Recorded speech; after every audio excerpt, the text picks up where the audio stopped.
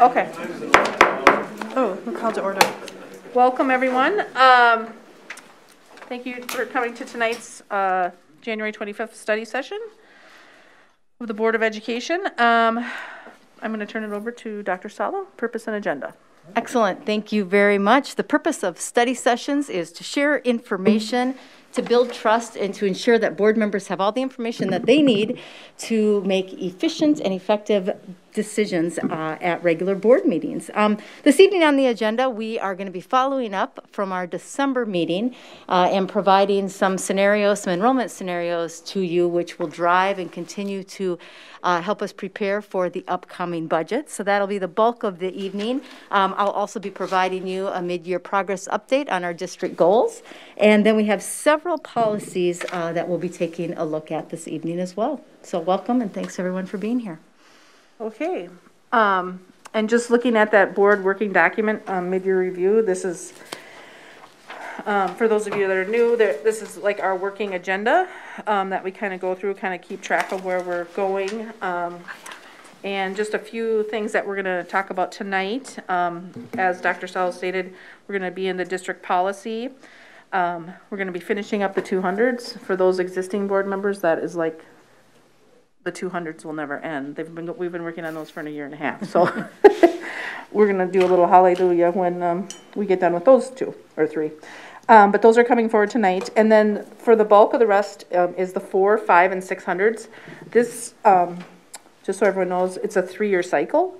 So due this year, which would have been July of 2020 through June of 2021, is the 4, 5, and 600s. And so just with kind of how the year has been, we haven't really gotten into those yet, but that, you know, Dr. Salas talked to her staff, they have a time limit around that, that they feel that they can get to all these within that period of time. It's not going to obviously come in chronological or number order, I guess, but they'll be coming forward as they're working on them. So we'll get some of those tonight, some of the 600s as well. And then on our operational oversight, we're going to do the mid-year review. And we've gotten some of this stuff already throughout the year. If you can look down on that bullet point there, some of the equity and some of those things, priority work has been there. But this has just been our normal time for, this is the mid-year kind of review. So we'll have a report on that. And then I think lastly, under superintendent relations, as we do each and every year, it's just, we put out the timeline of the superintendent evaluation process. So for those of you new, it's kind of hard because it's your first study session, but we do kind of put it out there. Most of this will happen later in the spring as you see the timeline, but it's just to kind of give everyone an idea in the steps and what will work for that. It will look a little different this year. We don't have, just with COVID, I mean, Dr. Saw, you can jump in here. There's not the testing that's been going on. We don't have any of that information. So it obviously, it's a COVID year, so it's going to look unique as well. I think that's it. Okay. And then getting to, on that last point, the superintendent evaluation process, as I said, that is in your board pack, which you can't probably see right now. But the evaluation process is in there. It gives a timeline. Things start kind of really going to town in April. So if anyone has any questions on that, you can obviously, send me a note or just chat with me after the meeting. But this is a process we followed over the last few years. Okay. And then oversight of operations. So next up would be the budget assumptions discussion with Julie Sink. And as Julie is making her way up here, just a reminder, it feels like December was a long time ago. But in December, we reviewed budget, and at that time, the board gave us direction to come back to you with some enrollment scenarios, which Julie has prepared for this evening. So I'll let her go ahead and take it from there. Thank you, Julie, very much. Good evening, Board Chair Ruel, board members, Dr. Stallo. Tonight in front of you, and for Enrique, you got an email earlier this afternoon. I have given you this budget guide that you are looking at. This is historical information. A lot of the data that comes from this comes from our the district's audit.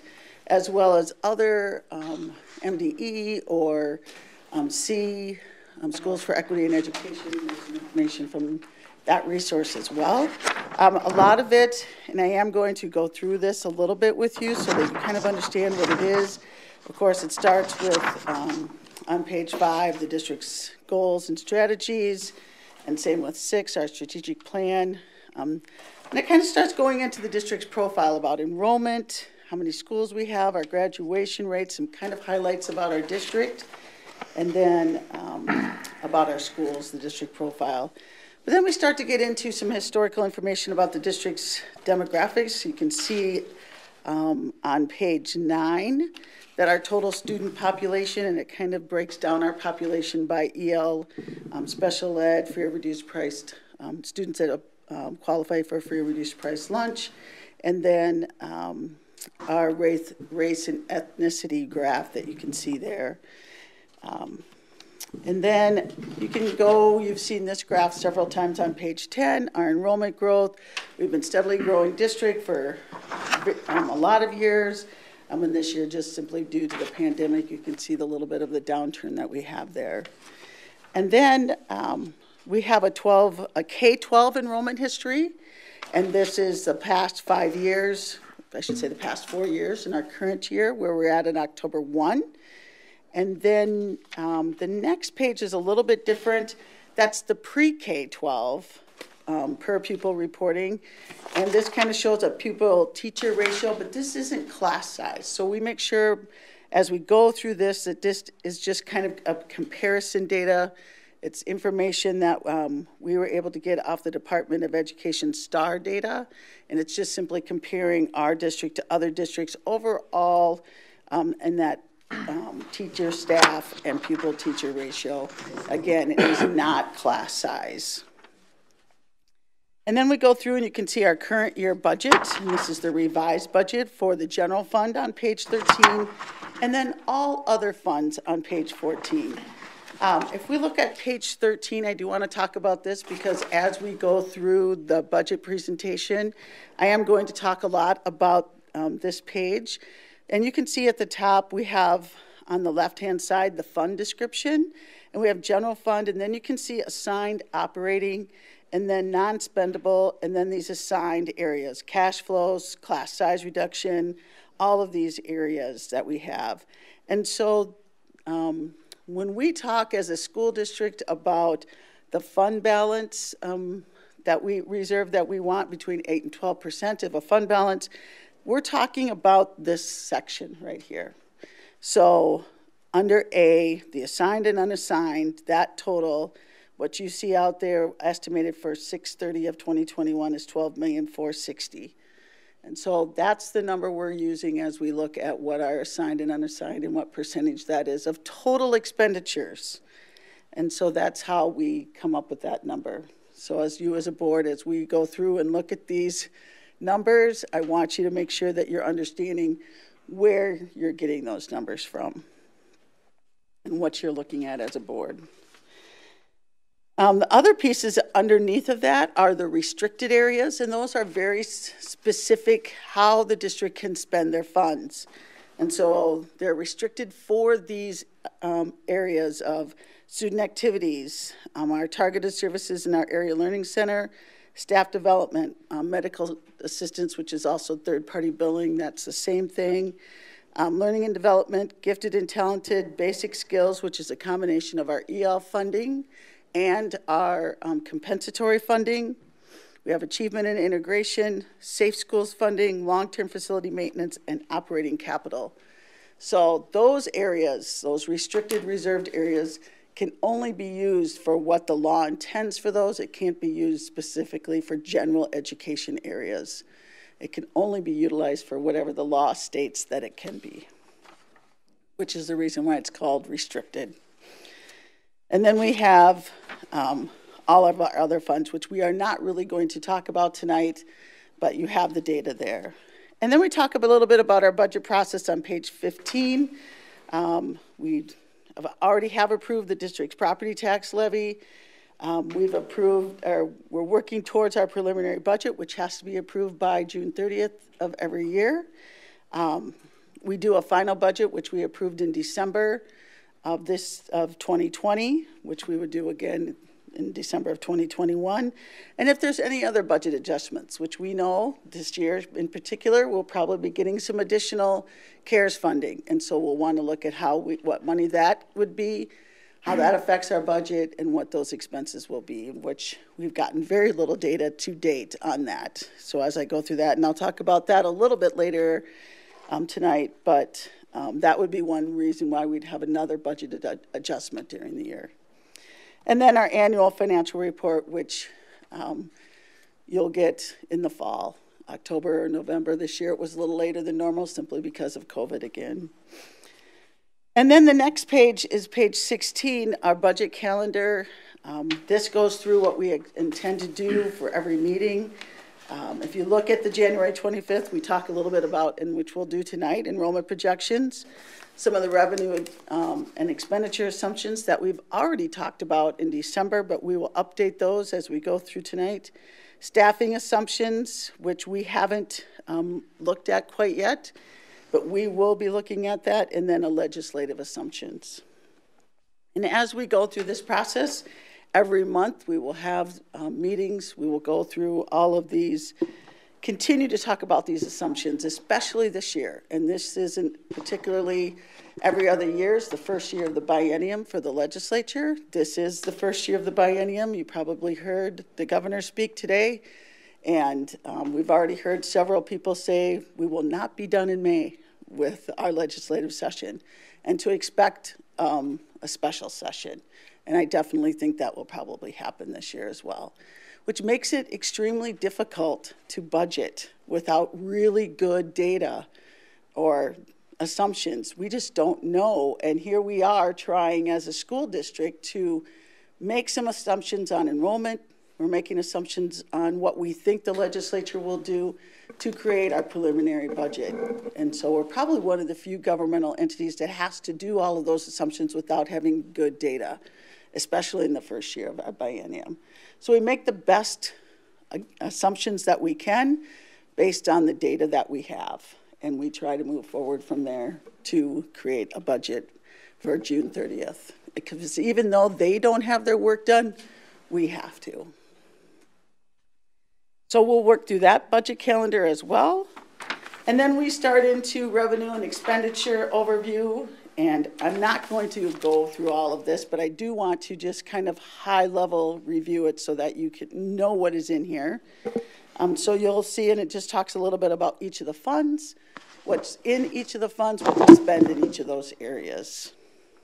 And you can see the historical, what we've received in revenue and expenditures for each of those different funds. So on page 18, it kind of talks about the last 10 years of what we received in formula allowance. And you can see we've had years where we've not received anything, which would have been in 2011. We got 1% in a couple of years. In the last several years, we have received 2%. But I want to remind you, when we receive 2% in general education revenue, that's about 60% of our total general fund. And so we're getting 1 or 2% on 60% of the revenue that we actually receive.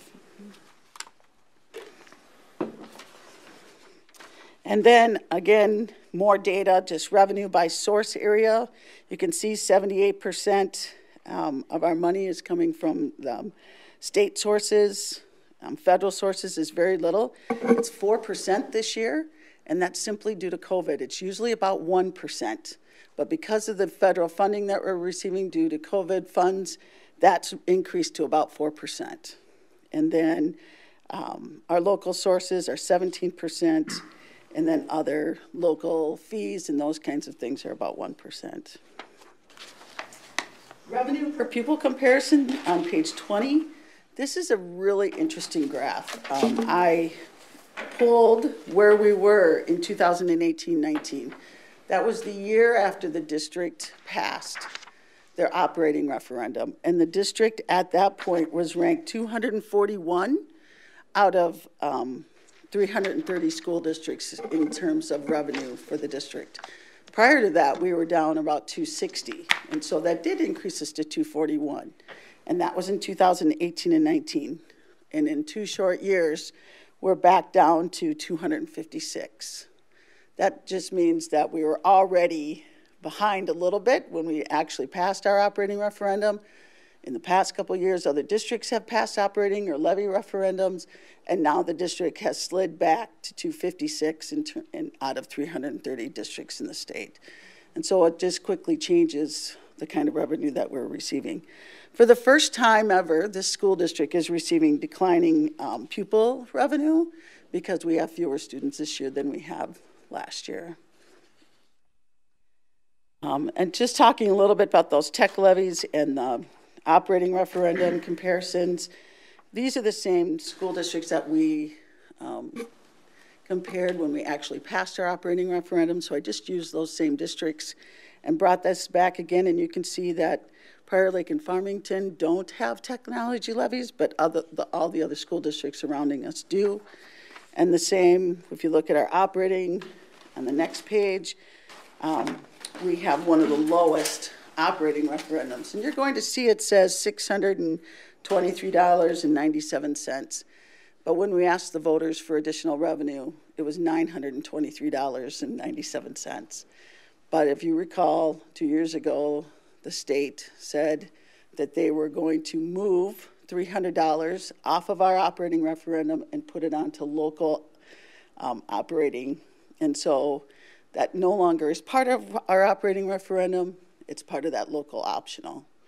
And so that increased, this decreased. That doesn't need voter approval. That does not need voter approval. Correct. Okay. And that was a legislative change. Right. Right. So someone may look at this and say, but I thought we asked for 923. Right. We did. But now it looks like we have 600 and what is that, $23? Right. And that's the reason why. And everybody moved. Yeah. Every state in the every district. Yeah. So everybody got every it. district in the state. So everyone's reduced by 300. Yeah. Correct. So everybody's has changed as well. And if you look at Burnsville, Minnetonka, their numbers are exactly the same, and that is because they have maxed. That's the maximum you can ask for there at the top of the scale as far as what they can receive in operating referendum revenue. And then we go into expenditures, talking through expenditures and how our expenditures are spent, and you can see the majority is in salaries and benefits if you look at the chart. 54% is salaries, 22% is benefits, and then all other areas. Purchase services is our next biggest, and that includes things like our transportation and anything else that we would have. Substitute teachers are under purchase services because we contract for them. We don't hire them ourselves, and so that kind of expands that a little bit, but it's for items such as our transportation and substitute teachers.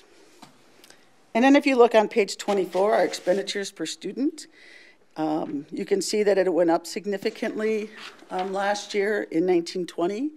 Our expenses went up, but if you recall, our revenue did not match that. The number of students that we had we did not recognize what we had anticipated in enrollment.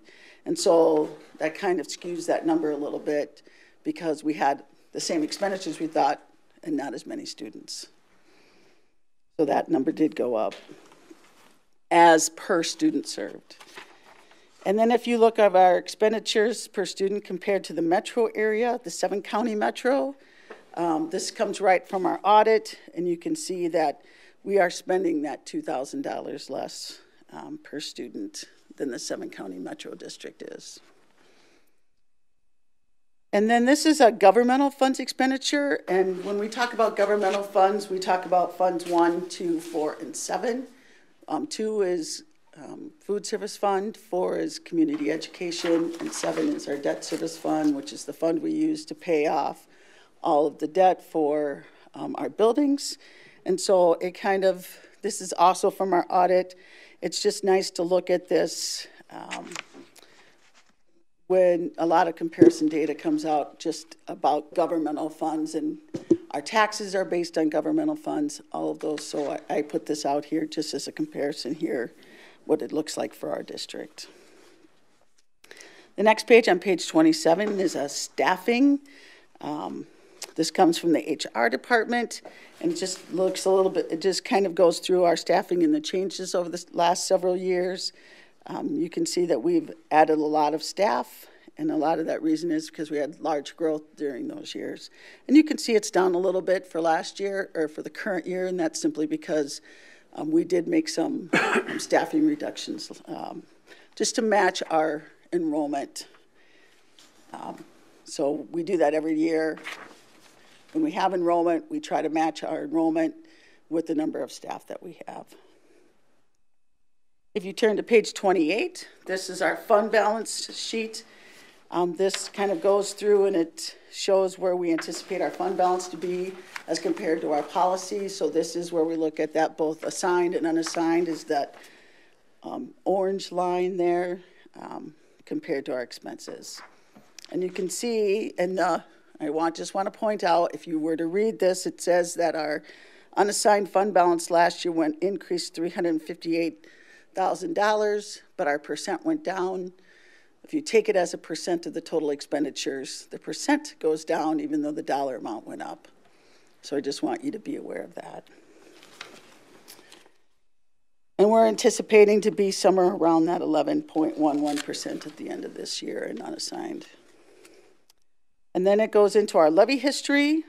For the past several years, since 2011 and 12, and I even know before then, we had very low levies, and you can see that it's been under 5% for the past several years, except for the year that the district had voter-approved operating and building bonds in 2017 and 18. So you can see that information there as well. I just want to point out, let me see if I have it. I'll talk about that when we get to the presentation. Okay. And then the rest is just information that you can read through at some point, just about the districts. There's a lot of historical data in here, just about when buildings open, what programs that the district has. There's some highlights from a lot of the different departments throughout the district. So that's some reading material that you can have at your leisure.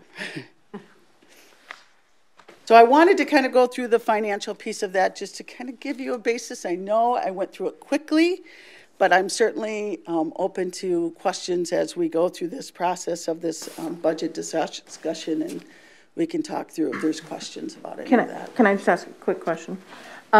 Where is this going to be located, Julie? Like I'm assuming on our website or? It already is on our website, and it's under the business department, under the budget guide. Okay.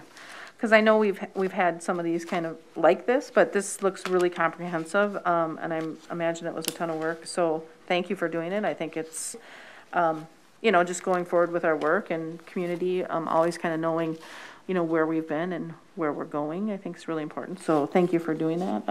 I think it's really comprehensive and it looks great. Mary, did you have a question? Yeah, I did. Okay. One of the things that's always been confusing is when we compare the net to all the other districts, because a lot of that, as you mentioned, are based upon socioeconomic data, demographic data, like you mentioned, for instance, we compare ourselves to Burnsville and Rosemont, and they're about funding, on the general. So if you go online to the MDE, it actually shows this is getting $100 less per child. But where Burnsville and other school districts make it up is because they're larger districts, they've got more diversity, they have more English learners, they have more special ed. There's things like extended time and all that kind of stuff broken down in there that actually makes up the total. It's listed there what the total is. And a lot of that, number one, we do have one of the lowest operating referendums, and we don't have a technology or capital projects levy. They're one and the same. But we also don't have a lot of free and reduced lunch, students that qualify for free and reduced lunch. And so we don't get a lot of compensatory dollars. That is correct. So if you compare us to a Burnsville or a Shakopee, they get a lot more money in compensatory.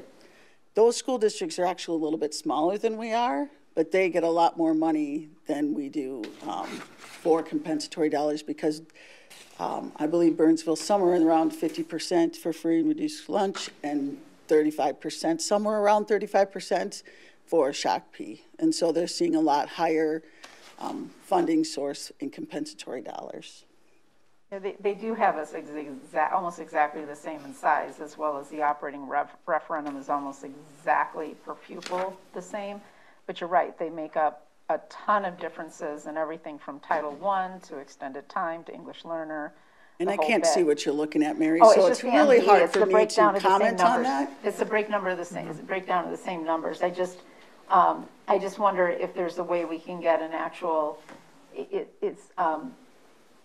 You know, I don't know what our actual demographics or socioeconomic is now, but there's some things in here that I think, like you said, that we can affect through our policy, like levy and stuff like that, and other things that we can't. And so having those variables, those fixed things that we can't control that contribute to the net contribution that those schools get, that we can't control our socioeconomic makeup or diversity makeup. So if we took those out and we looked at the net difference, and therefore, like if we needed to increase the levy, add a tech levy, how would we then compare instead of totals to totals? That would have to be something, you know, that I would have to do a lot of work to compare that, because I would have to actually look at their budgets, see how much they get for each of those components, take those out of there. So I'm not sure how I would do that if I don't have that data readily available. Okay. I can certainly look into a way to do that, but I can't imagine that I would have to actually know each of those components for those districts and see what that takes out. Because special ed is a whole different funding source, and I would have to know their special ed makeup to compare their special ed to ours. And so it's a little bit.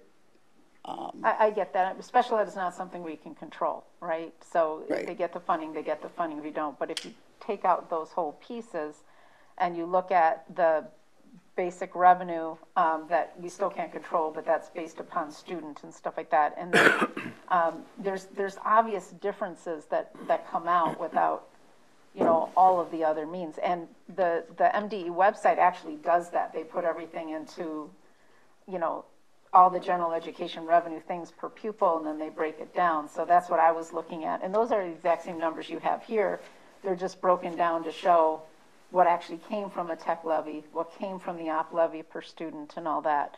So it just seems like those are a little bit something that we could actually say, hey, we want to move up in that scale. This is where we should be based upon surrounding districts and stuff like that, because otherwise the total number seems to be conflated with a lot of things that, like I said, that we can't control. I mean, from a demographic, socioeconomic, a sparsity, a location, things like that. I mean, that's going to happen no matter what.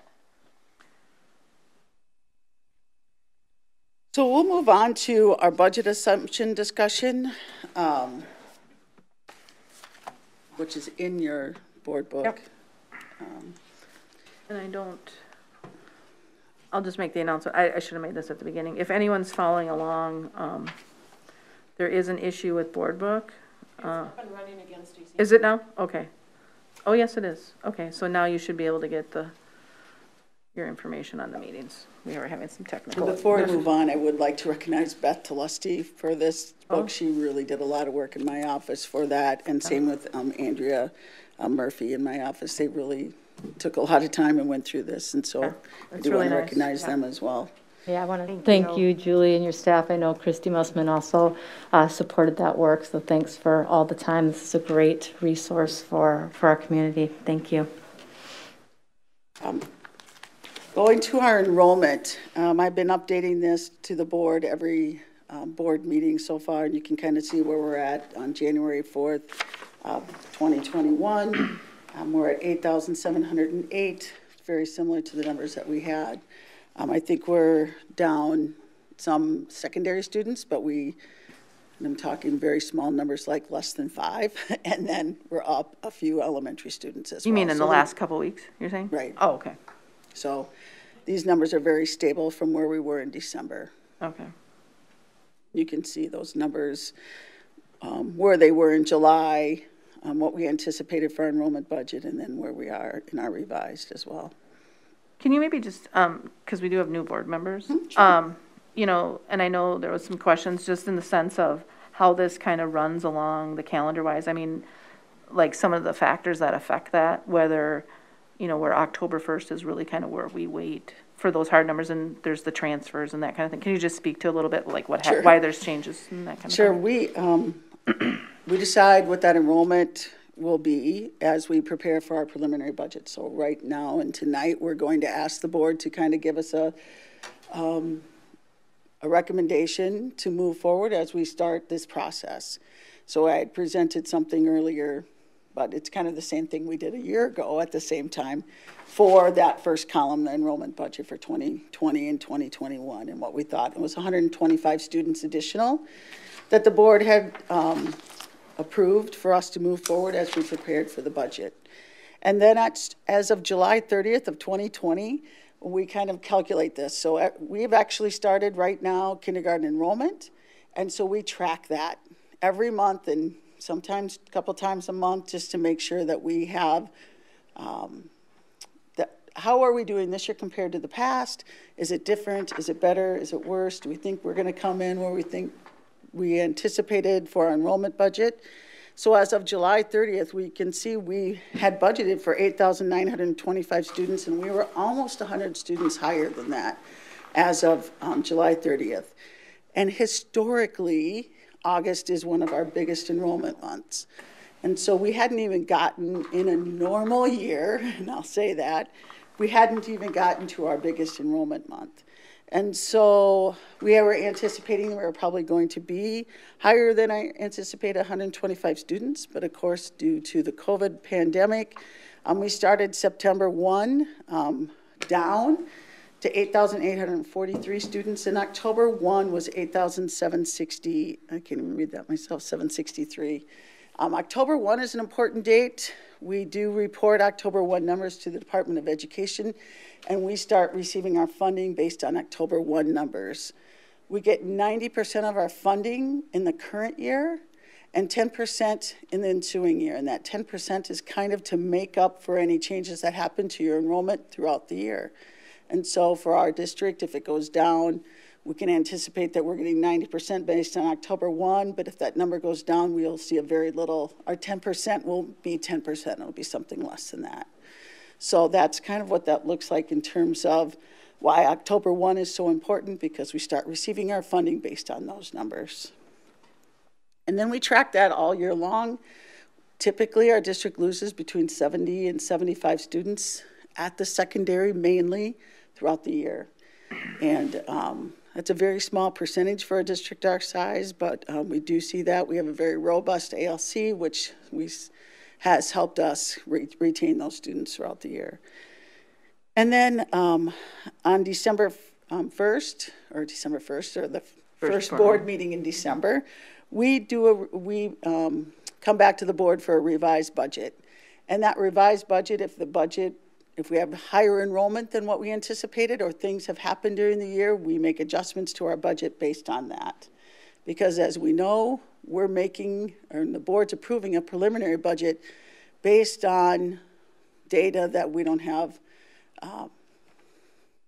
we don't know until October 1 what that number really is going to be. So if it would have been higher like we anticipated, we probably would have come back to the board and said, we have these many more students, this much more revenue.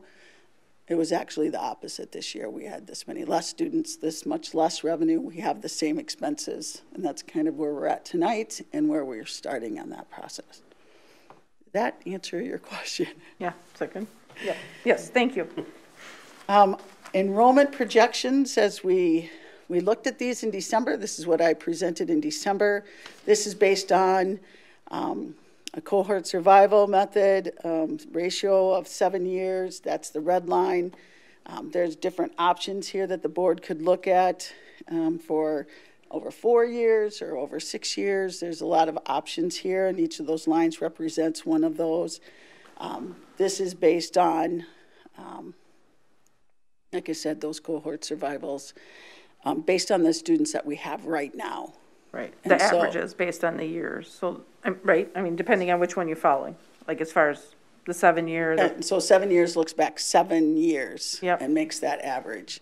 So we had some higher years 5 years ago or 4 years ago, so it takes that into consideration. When you look at just 4 years or the last 2 years where we saw very little growth and declining enrollment, you're going to see that's the blue, you know, you're seeing less data, there's fewer students, and so we're seeing a very flat line there. So can I ask, what's the difference between the 4-year number average and the 4-year weighted number average? So a 4-year number average takes the actual number, weighted takes a weighted would be the most recent year first, the second most recent year weighted. Get you. And an average would be the actual 4 years would be weighted the same, it'd be a number average. Yeah, okay. I just double checking that. Julie, does anyone know, or maybe you've already looked into this, we just did a census. Does the school district have access to any of the preliminary numbers from Minnesota or anything like that? I've not seen any census data. No. Yeah. No. Yeah. All right. I've kind of looked for that, but I haven't seen anything come out yet, so if someone has something that I haven't seen, I'd love to see it. I was just wondering, I'm sure it would help us be a little bit more accurate with this. Mm-hmm. And then enrollment, this is just the numbers that relates to that graph. So if you want to actually see what those numbers look like, these are the numbers related to the previous page. And then this is an enrollment projections with 188 additional students in year one.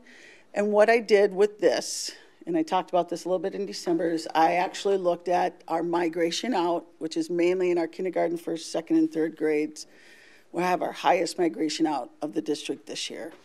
And so I took those numbers and I assumed that we would get some of those students back, 70 to 80% of those students back. And then I plugged those numbers back in. So I actually saw the number of students that left and plugged those same kind of numbers back in. Not all of them coming back, but I did plug some of them back. And then reapplied that same cohort survival to those numbers and moving forward.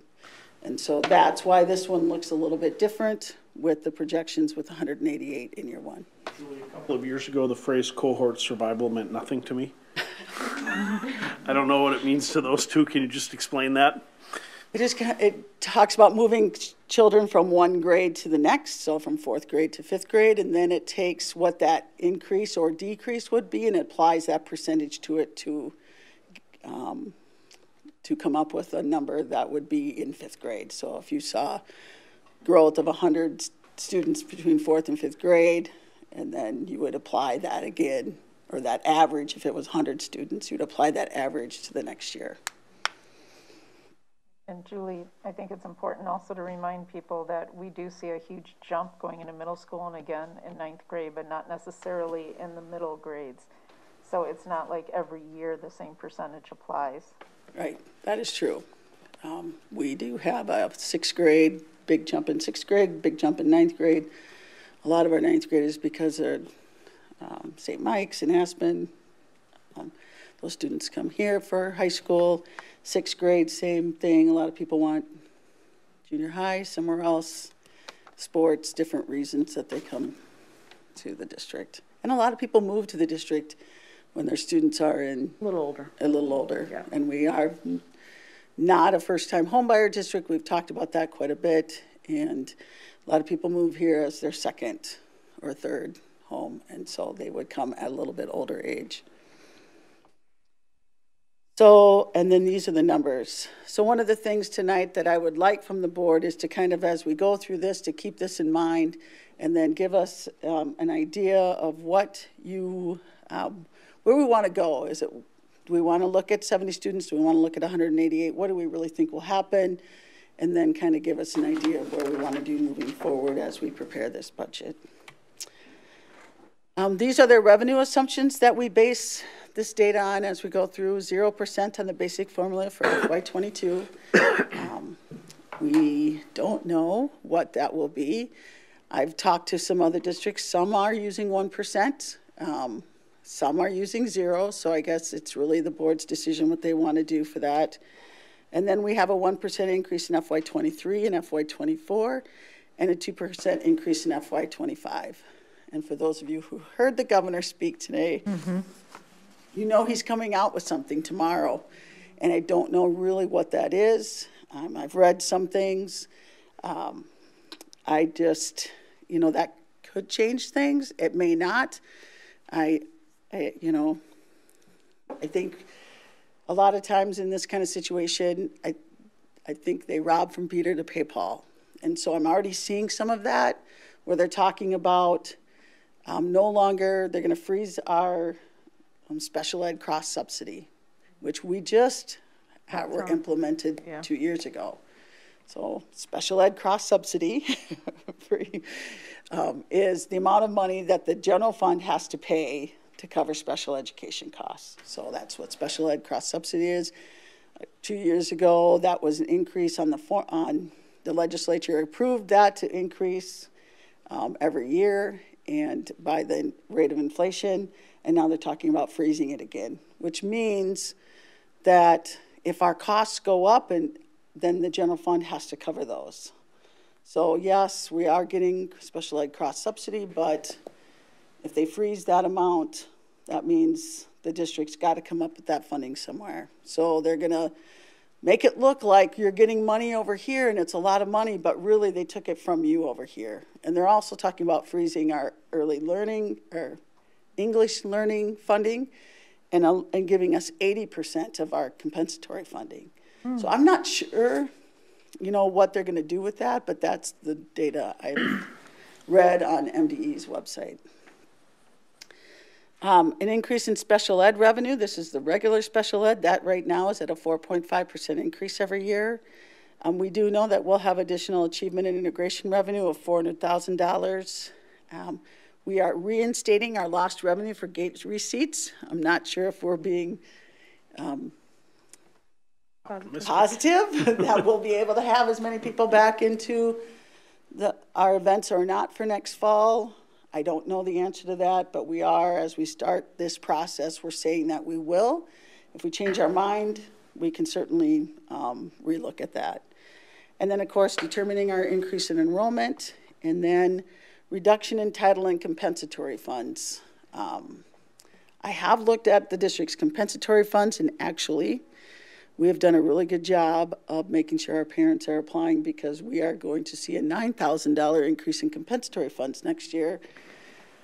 I'm not sure what will happen in title. We don't get that data yet, but hopefully ours will, again, stay consistent if we've done a good job and our parents have applied.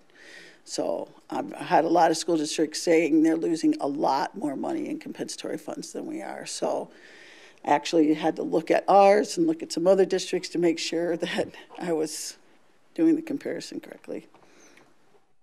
Julie, just to qualify that, you're talking about the people that are applying this year, because isn't the deadline for every year to apply like in the first month of school or something like that for free and reduced lunch?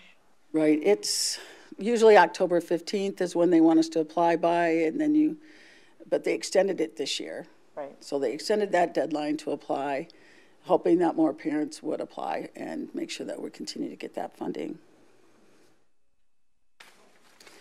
I could be wrong on that date, October 15th, but that sticks in my mind, but it's somewhere in the fall. It's somewhere around October 1st right. or 15th, yeah. So, again, here we're reinstating one-time expenditure reductions for 2020, 2021, which is on the next slide. Salary increases commensurate with legislative increase in basic revenue. Anticipated 12% increase in health insurance, and I will tell you that this is a working budget document, and we already know that that's too high. We are seeing we're seeing it come in somewhere between 6 and 7. So as we work through this again, you're going to see some of this, but it's already will be updated as we learn new things. Those things will adjust, and we just have to work within that. As we gain more information, we will make those adjustments. So that is good news, even though tonight we did hear that our testing is costing our health insurance about $500,000, and then other COVID costs is about a total of $875,000 in total costs to the district's health insurance just for COVID. And then we have transportation increase of 1%, which is contracted. We have an average increase in utility costs of 5%, and then our increase in property liability, workers' comp around at 8%. I have a question about the 5% utility cost. Is that using this year as a baseline increase, or is it? No, in fact, I didn't even use last year as a baseline because it was just, so what I tried to do was take 18, 19, apply that 5% and apply it again, simply because if our buildings are closed, we're not using as many utilities, and it kind of skews the numbers a little bit. So I really haven't changed the numbers for the current year, even though we're having some savings there. So it's an additional 5%. And then these are the budget adjustments. Reduced supply budgets district-wide at $560,000. Not all of that is reinstated because some of that was carryover. So it would just be the amount that would be their normal budgets for supplies for the year, not the carryover portion of it. Reallocate expenses to restricted funds. We had reallocated some cost for staffing to restricted that we could by law do. And so now those still, they have to go back and be taken out of the general fund because we had some carryover and restricted. We had some unfilled position, about $492,000. I'm not even sure that we'll realize that $492 savings this year or not. We've had some, since we're coming back to school, we may not realize that. We'll have to fill some of those positions. And then we have some reduced substitute costs. Those are actual costs that we had saved already. And so those, I do expect that we'll realize that. So those were the adjustments that we made in the current year. And then you can see what was in that. In your packet is this same slide. And here's this is a little count. I'm going to skip to this one, might be easier to read. So this is what our scenario looks like with 70 students for what happens with our budget. And don't get too concerned with what happens out there in 2026, the very far right, because things change and we don't know what will happen 5 years from now. Kids aren't even born that will be coming to school here. It's a projection, but typically we see that same kind of projection no matter if we're in a good year or not, because we just don't know what that looks like. And so really what I want to look at is the current year, next year, and that third year out. Those, I think, are the ones that the board really needs to look at. One of the things I did, the blue is our unreserved, is our unassigned, and the orange is our assigned. So you can see orange is no longer there, because what I did was in 2021 and going forward, I combined them as a total. Because I think what I was predicting that you might ask me, can we use those funds? Yes, you can.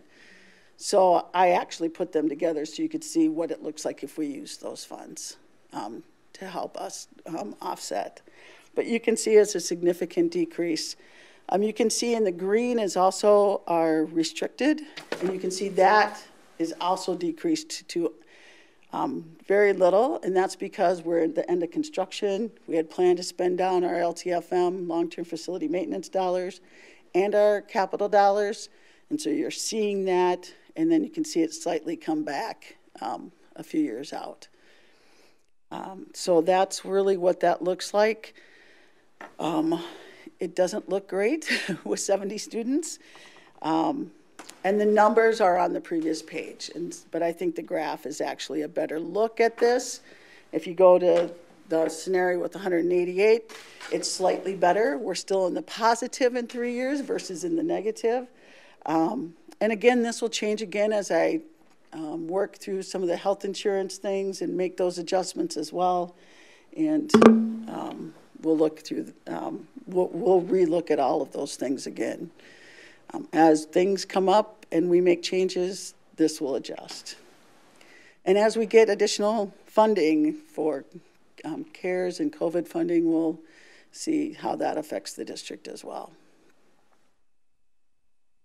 And then this is our revenue pie chart. You can see where our funding comes from. Our general education aid is 63%, SPED is 11%. I think I combined those in total state in the booklet, but I did separate them out here. And then property taxes is at 17%, federal is 4%, and all other. So it's very similar. Here's our revenue comparison. I do want to talk about this a little bit as we talk about, you know, we're a highly taxed district, and we hear that a lot. I just wanted to show you in the two arrows here, in 2019, which is the latest data I have, and this comes right from our audit. So I just want you to see that we spend $1,941 in property taxes in the general fund, and the average 7-county metro area spends $2,796. So we're significantly lower there. But if you go down to the debt service fund, we spend $1,759, and the average is $1,287. And so, you know, we spend more on buildings because we're a growing district, and we typically have been a growing district, but we spend more on buildings than we do on the operating because we're seeing the revenue come in from enrollment, typically.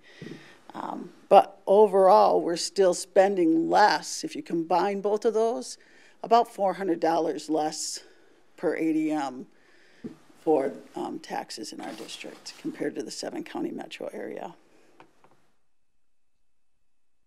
Operating referendum, again, I'm not going to go through this again, but these are the same graphs that we had gone through earlier in the packet, and the same with this revenue comparison. And here's our expenditure pie chart. That really hasn't changed either. So if there's questions on that, and then here's our expenditure comparison. And this comes again right from our audit. We spend that $2,000 less per pupil unit than the 7-county metro area. And then our COVID funding, and I'm not sure that's the right terminology. I don't know if it should be CARES funding or COVID. These are the funds that we received as a district this year currently. And I know we're supposed to be getting some additional funds, and I'll talk about that a little bit. Our county funds, we did receive some money from Scott County, about a little over $260,000, and that mainly went to help us with the Tier 1 students and a little bit of technology. The GEAR, the governor's funding was $78,000. ESSER, and ESSER 90%, that's federal funding that the governor distributes, the 90%, and the other ESSER, the other category of ESSER funding is really based on students in need in your district. And then the coronavirus relief funds, that was the largest dollar we had of $2.1 million, and that had to be spent by December 31st of 2020. So that money, we did spend all of that, and that money is no longer available for us to utilize. And the county funds, that we also had to spend by November 15th, because I think the county had similar deadlines and they wanted to make sure they had their data. So we did utilize that. The GEAR and the 2 ESSER funds, we are just currently starting to spend those because they have a longer time for us to utilize those funds. You can see I have a line out there that says new estimated allocation of $772,419 for the ESSER 90%. And that's in addition to the $184,000. Now you've heard that we're going to get 4 times or 3 times the amount of money that we've gotten in the past. I think everybody hoped that that was 4 times the CRF funds. It's not. It's 4 times the CARES funding, which is the combination of GEAR, ESSER, and the ESSER 90%. So I anticipate we'll be somewhere around $1.7 million. I'm still waiting for data on that. I haven't heard anything more at this point. Just the one estimated allocation for the one component is what we've gotten any data on to date. And so those will also, depending on how long we can spend them, what can we spend them for? You know, is there a way for us to utilize those funds in a different way for us in the future if we can use them for this calendar year, or as it go through the end of next year? I don't think we have any data on that quite yet either. And confirm, I'm remembering the first round with most of this, we were limited, the spending needed to be on things that were not previously part of the budget. Right. So they offset the new expenses. Do you expect it'll be the similar next go around, or it seems like it would be? The positive is we haven't created our budget yet. So we can make that work for us. hopefully, we Yeah. can maybe do something that can maybe help us Yeah. in different ways. Right. In the past, we had a budget that we had created, but there's also, these are one-time funds. So it's that balance again of what are those extra needs that we have, which we continue to have. You know, we still have technology needs. We still have cleaning supplies and PPE and all of those things. We still have those needs that didn't end, even though our funding ended December 30th for the CRF. Our needs certainly did not. We're still doing tier 1. We're still doing all of those different things. So, and we will continue to update the board as we get additional information on that funding source. And the next steps is we need a recommendation of enrollment projections for future budget scenarios. Our breakdown of our budget components, just talking through those, I think that we would have some discussion on those different areas that we've talked about, special ed, we'll talk about our teaching and learning, we'll talk about staffing, we'll talk about all those different components. Aligning our staffing to enrollment, we do that every year, so we will continue to look at that. Monitoring our student enrollment. We just started our kindergarten enrollment this year. We talked about that. It's a little slow. We usually report at the end of the month. We're about 80% of what we usually see by the end of the first month of January. So I'm not sure if we'll get there by the end of the week or if we will, or people are just a little leery yet. So we'll continue to monitor that and we'll report on that to the board as we get information. And then legislative session updates and decisions that are happening there that we anticipate or we can have some idea of what will happen there. And then, of course, the CARES funding, which we just talked about. What we'd like to do is start some of these scenario processes just simply based on, do we want to do the scenarios and start this process based on 188 students? And do we think that's the right number? Or is it the 70 students and we think that's the right start to this process? Because enrollment really does drive our funding. So this is a big piece to our whole budget process. Really So you have a couple more pages here of just budget components for review. I don't know if we wanted to go through those or if you wanted to start a discussion. These are the funding areas that we would probably review as we go through this budget process. That's all that really was, sorry. And then the program planning. These, I'm sorry, thank you for reminding me. Yep. So these are developing an online program for next year, additional MNCAPS pathway, our intervention, and then continued discussion on the technology capital projects levy. So that's steps moving forward. Steps moving forward. Okay. It's all, both of these pages are our budget components that we'll look through. Like talked a little bit about special ed, staffing, benefits, and we've already had a change in benefits that we know of, so that is outside of what you're seeing tonight. Okay, so before you go there, Jonathan, I just want to make sure, so the direction you're looking for us tonight is just the recommendation for the enrollment projection between either one of those two scenarios. And then when we have, whatever that is, when you come back, you're going to have those other assumptions, programmed in with like the 1%. Are we discussing the revenue assumptions at all, or are we? Certainly, if you want to, these are what I'm basing the information that you have tonight on with these revenue assumptions, but we can certainly talk about those. If you want to see what it would look like at 1%, if you want to see, we can certainly do those types of things. Okay. But it also is an expenditure on the expenditure side. Right. It adjusts both revenue and expense. Okay. I just wanted to get that clarified before we go. Go ahead, Jonathan. Questions? I was just going to ask, I think you said it, I don't remember. What was the difference in the methodology between the 77 and the 188? The only difference is I added back in those students that migrated out this year. I added back 70 to 80% of those students coming back to the district. Coming back, and that's the 188. Mm-hmm. And the 77 is if they didn't come back at all, and we just went and said, what is that methodology based on the students we have currently? Okay, does anyone, I want to open it up, I mean, as far as questions, Enrique, did you have any questions? There we go. Thank you. So much information to take in. Thank you, Jody, for walking us through both of these different presentations, the budgeting guide and then also this process of working through these,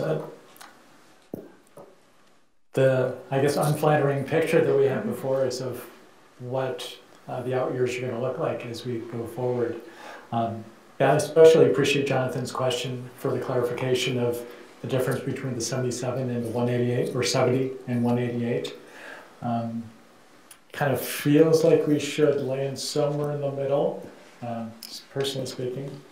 I guess one thing that perhaps you could clarify for me, going through the budget guide, you showed a snapshot of where Prior Lake is with respect to the other districts in terms of revenue per pupil.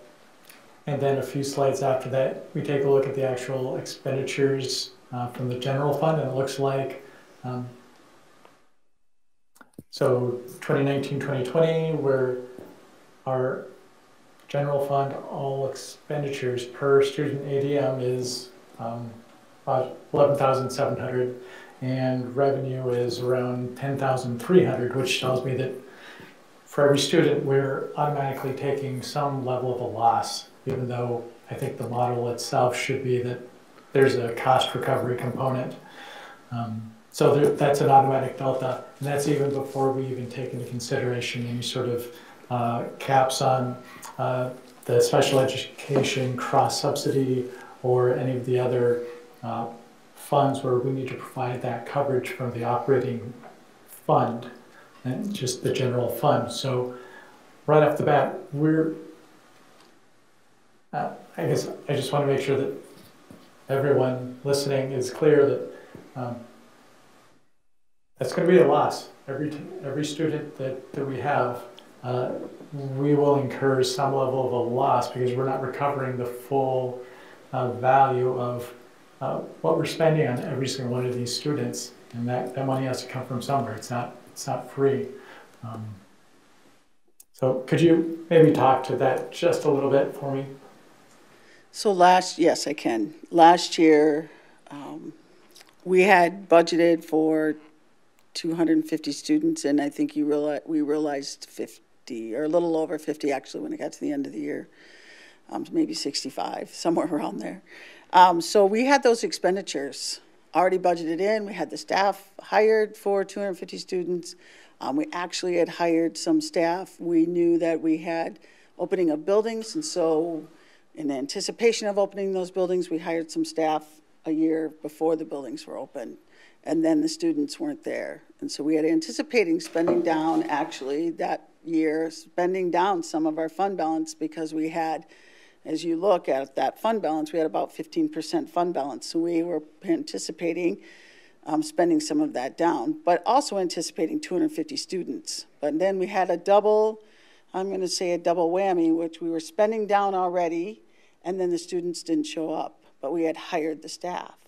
And so that's why you're seeing a much larger expense, because we had hired the staff, we didn't have, so if you take that, you divide the expenses by the number of students, which were fewer, the expense per student is going to be higher.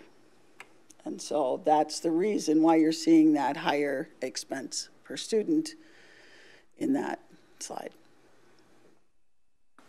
So that's where you're talking about alignment of staffing to enrollment. Right. We do that if we're a growing district, we do that if we're a declining district. Right, okay.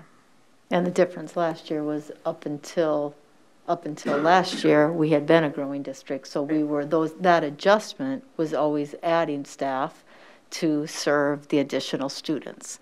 Last year, for the first time in a long time, we had fewer students than we had projected, which is why when we did the budget adjustment, we needed to reduce staff. Outside of the budget process, that's the annual thing that we do.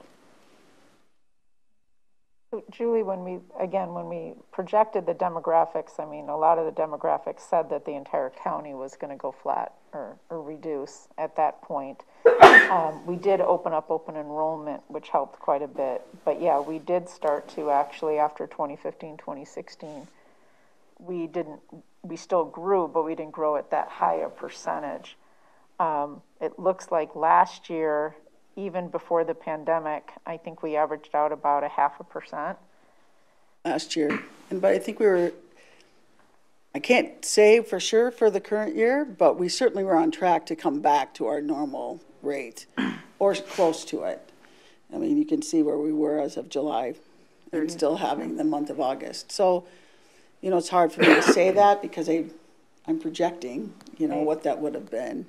But I think we would have come back. I just think that last year was probably a little bit of a blip for the district. But again, it's semantics, so. Well, the trend has been pretty consistent with the actual demographic report, so I think we're good there. My question is, though, is that given the fact that if we can come back full, we had a lot of parents who held back their kids, you know, going into kindergarten and stuff like that because we weren't, you know, going full on. So the growth next year, it's not going to be even. It's not going to be, you know, even the 80% of the kids we lost, et cetera. It's probably going to be in pockets, right? Don't we get compensated differently for the ADM value in the high school than we do in elementary? How does that play into the numbers and how, you know, we can't just say it's, if we go with the 188 above what we have, right, you know, with the growth projection, it's not an even spread for revenue. That's why if you look at this chart, if you look at it and this is the 188, then I would take, what happens is I take that cohort survival, I take that times the 1.2% for anybody in grades 7 through 12, and I apply that. Okay. So trying to make that, you know, as consistent as I can make that. I don't know, it's worked in the past that's how we do it. It isn't always consistent. Some years we actually get more revenue because we see a higher number of students coming in at our secondary level. And so even though I would have said 100 students and it's this much money because I calculated it based on something very similar to this, if the 100 students, 75 of them came in at 7 through 12, that would be a higher dollar amount simply because of the weighting of those students. So, but it's not a lot of money. I mean, I shouldn't say that. It is, but it's, you know, I don't know, 0.2 on that, and it's 100 kids or something like that. It, you know, it's just hard to, we try the best that we can with those. But that's why we utilize these kind of enrollment projections, so we can base it on some data and say, here's what our process was. So how could we calculate a risk? Calculate a risk? Well, yeah, like we don't want to overestimate and then and pre-allocate the spending too much. Is there a recommendation that you have to balance the risk out of where we should be projecting to make sure we're never going to have a cushion, particularly, you know, based upon the loss per student, but I mean, what would be the safest route to go? That's a really hard question for me to answer. And the reason why, and I'll tell you the reason why, because if you say the safe thing is to go with 70 students, but now we're cutting a lot more money out of the budget. And then if we ended up with 200 students, that doesn't work in my world either. And so it's a balancing of what do we really think is going to happen. And this is why I caution the board about we're making these decisions, but it's a fluid document. It has to be. We can't, if we get to April and we're seeing things open up and we're going to have a regular start to the school year next year and we think things are happening, we may make some different decisions. if we come to April and we're seeing the pandemic is worse and things are closing, we may make some different decisions again. So that's why this has to be a very fluid document. We can't say, well, we made that decision in January and we've got to stick with that. That just can't happen this year because things are changing so quickly, we have to change with them. And so what we say today and where we think we are going to be, we already know we've had one change in health insurance. We already know that the governor's coming out with some different funding opportunities. And how is that going to affect us? And that's a recommendation. That doesn't mean it's going to happen. Doesn't mean they actually are going to freeze. That's their recommendation. So we can say, well, this is what the governor's saying. Here's what the House is saying. Here's what the Senate is saying. And how do we marry all of those together and say, what do we think is going to be the best outcome of that? You know, so I don't have a great answer for you, Mary, because if I say 70 is safe, there's no doubt about it. 70 is safe.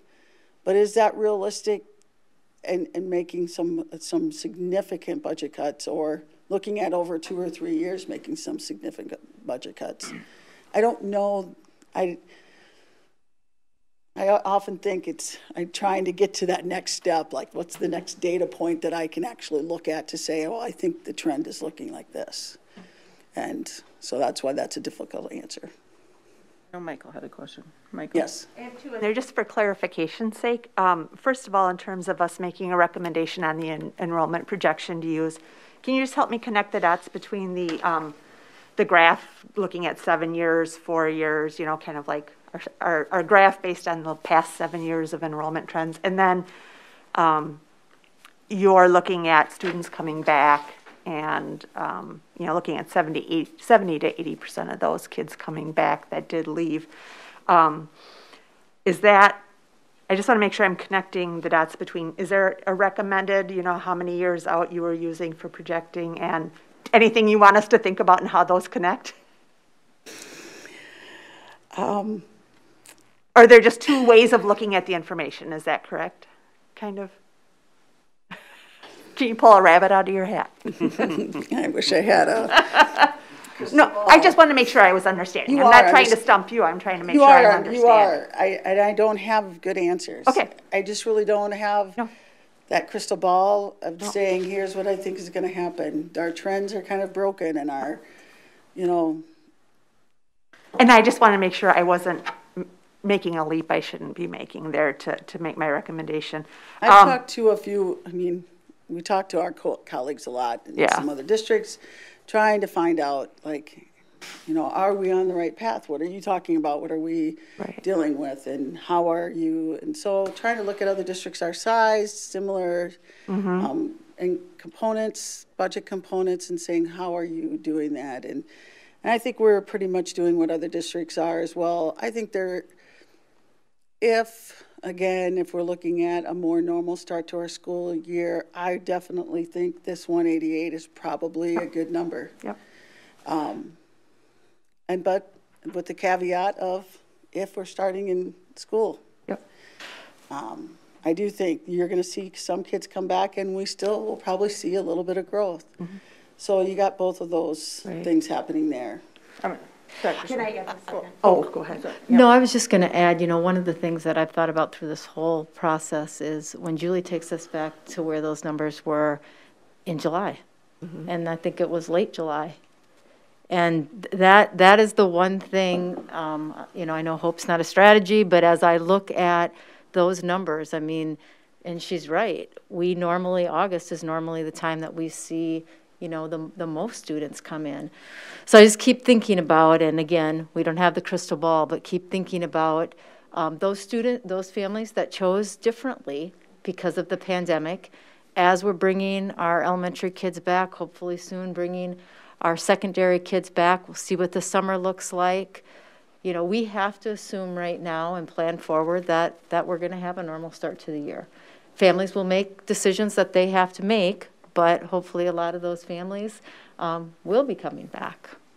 And both our federal and state administrators are trying to get us back in school. And so that's everything is pointing that direction. Michael, you had a second one. It was, and it's not so much a comment, maybe it's just an observation. One of the things I remember most about the auditor's presentation is I think it was Jonathan said to him, look at the situation the world's in right now. What's your advice for us going forward? And he looked at us and said, you need to really concentrate on your next 2 to 3 years. We're always trying to plan way out here, right? But this is a blip, and we have to do what it takes for the next 2 to 3 years. And in that sense, yeah. I just want to get to Amy or Julie. Do you guys have anything? Any questions? Good right now. Okay, good. Amy, good? Yeah. Okay. Jonathan had a question. Okay, and then at some point I'm going to put in some words, but go ahead, Jonathan. So I guess we get just to my one real question. We are trying to prep to be able to add distance as a permanent offering. And how does that enter into the thought process? I believe that when we do have those distance students, there's a slightly lower number. And do we, now I'm really asking you to speculate, do we think that that brings us students, or do we think that we have students who enjoyed their distance experience this year and decide to keep doing it?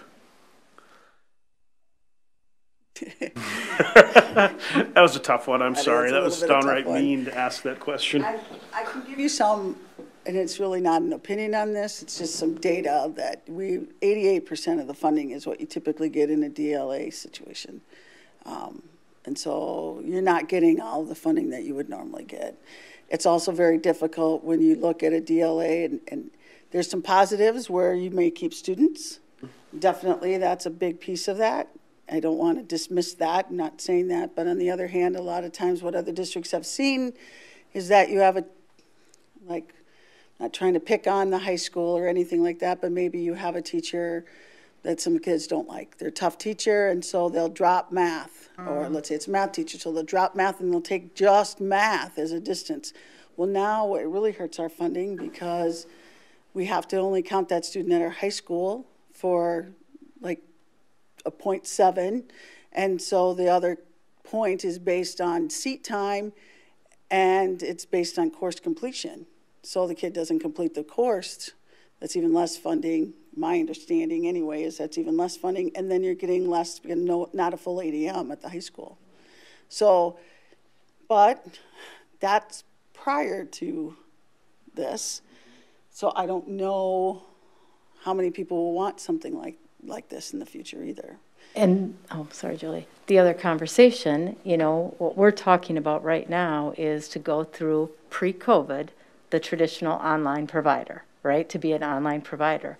There's also conversations, and who knows what's going to happen through the legislative session of, is there going to be some change in that? We're all online providers right now. We're all doing it.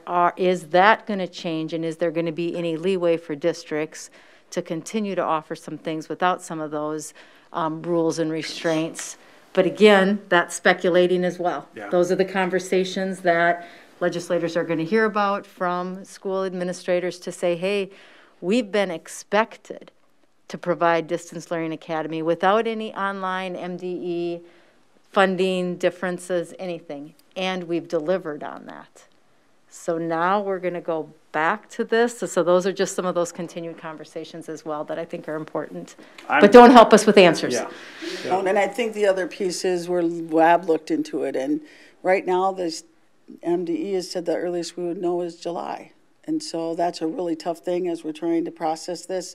I know a lot of other districts are looking at it as well, and we're all saying, as Dr. Stallo stated, we're already doing this. Why do we have to go through this big process now to become an online provider? So it is all of those things kind of balls in the air. It is such a, I don't know, it's just a curious thing. I mean, there were 4 juniors doing their distance learning from my house today, which is what kind of happens all the time. So it's a curiosity for me.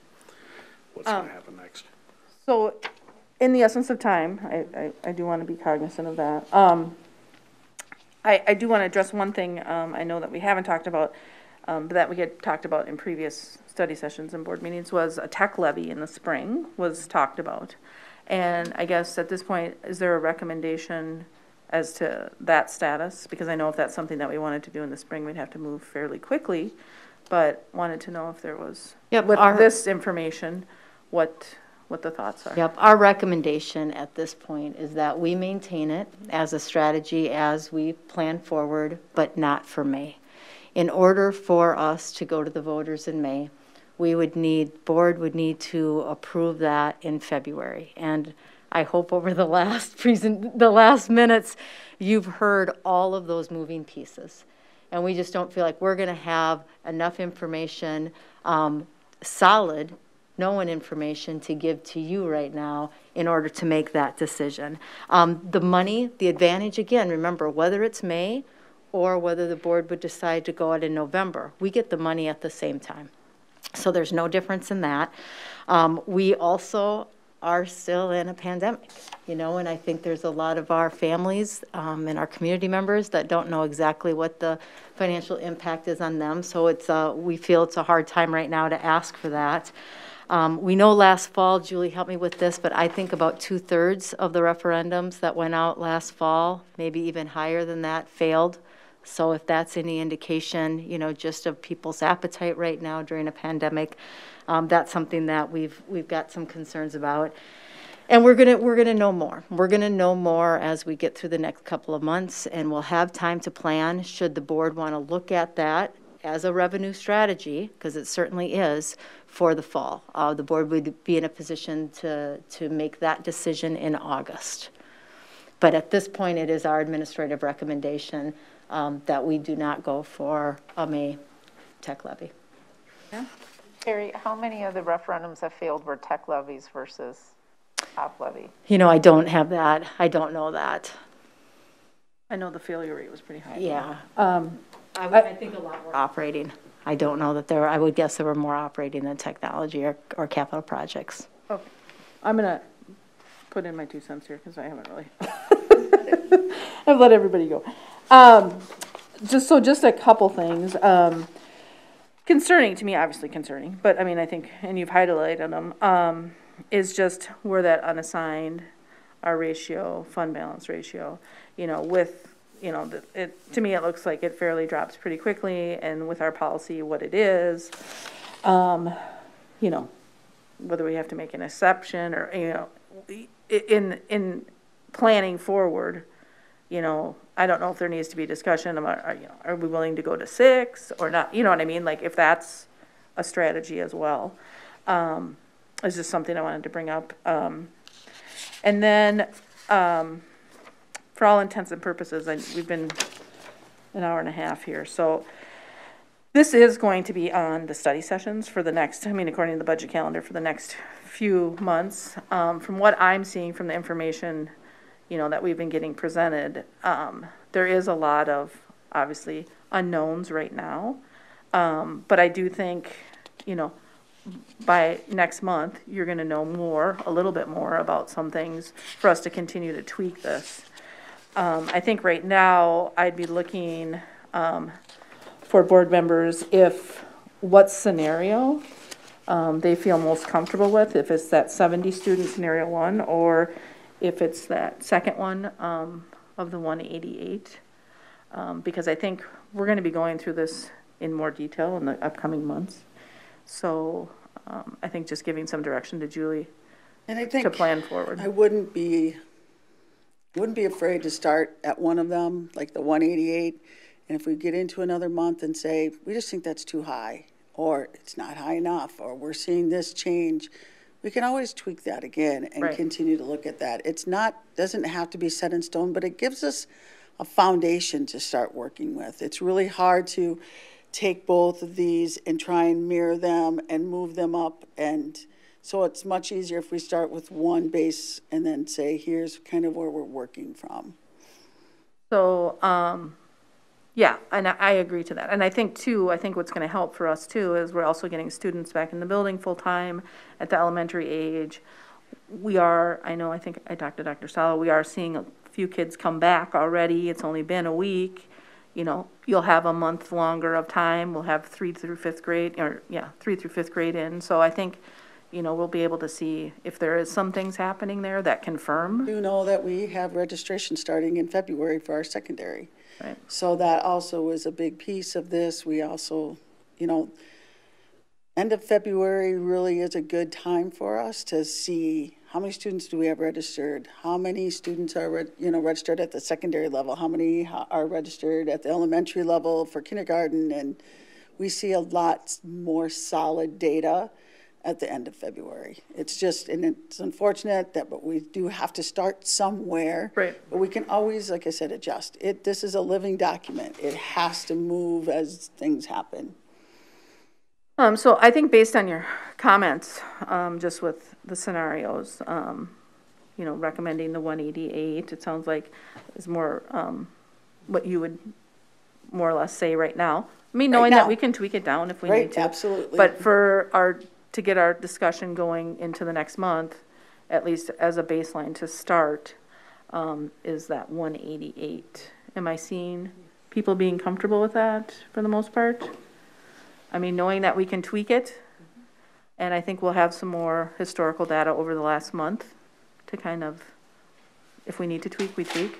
And we'll have some information tomorrow, what with the governor's planning, and I think even the federal funding from that standpoint as well, hopefully getting some more information there. But for all intents and purposes, going with that 188 for next month. Pretty comfortable with that, at least everybody? Seeing head nods, the majority of people. Okay. All right, thank you very much. All right. Thanks, Julie. Next up, where am I at? Oh, Your board update. I'm on. Email. You have the electronic version too. Oh, yeah, no, and I have a paper copy. So we are at mid-year progress report. Yep. Great, thank you very much. I'm going to ask Martha to pull that up and drive for me a little bit. Good morning again, board members. Each year, as part of our district continuous improvement cycle, as well as Chair Ruel talked about earlier this evening, as well as part of my superintendent evaluation process, we provide a mid-year update on the status of our district data and our goals. And like everything else this year, the COVID-19 pandemic has altered our mid-year update. So in the past, you've seen some mid-year NWEA or MAP data that we use to help us with driving some improvements and improvement plans moving forward. And on top of not having MCAs last year, we also changed, if you recall, last year from our MAP testing to the Fast Bridge. So that mid-year data will be coming later. I'll be working with principals in the upcoming weeks, but so really there's not going to be a lot of data to share right now. We're going to talk more process, and you have seen an update from all of our teams as to the status and the progress of their work. Again, as you know, as we do any kind of continuous improvement, all of our decision making is guided by our strategic plan. Our mission is our foundation of why we exist. The values help with how we're going to operate. Our vision is what we're hoping to create, and then ultimately what our community-created, board-approved strategic plan helps us with is to say, okay, in order to achieve that vision, in order to achieve that mission, our work is really around those goals within those 6 strategic directions.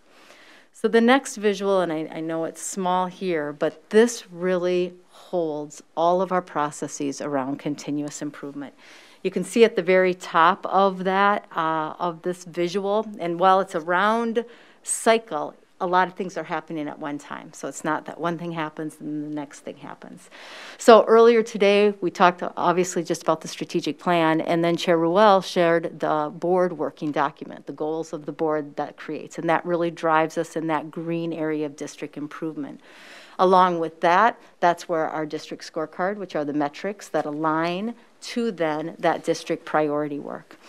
In the orange then, that's where we see all of those goals under the 6 strategic directions. And I know in front of you, you've got a hard copy of our strategic plan, and the back side of that is where all of those goal areas under each of those strategic plans lie.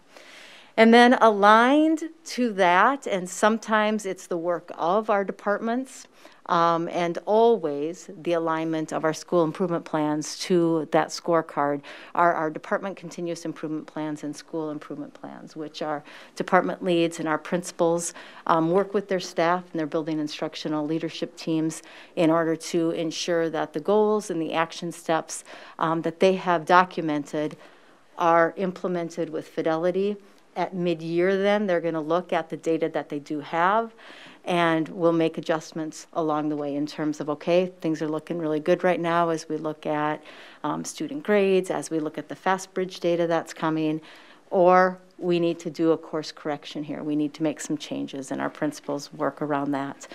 And then our teachers, our staff also are setting individual goals as well as goals as a learning team. So that's really the collaborative work that they do to ensure that student outcomes are improved on a daily basis. And then ultimately, as we work to empower our kids, we want our kids to be at the place where they're monitoring their own learning, they're driving, learning around personalized learning, and making those things happen. So that's the system of our cycle of continuous improvement. The next slide is just that reminder of the board's working document as part of that opening piece. And then again, while not specifically called out in our strategic plan, we know the enormity of what's happened with COVID-19 pandemic.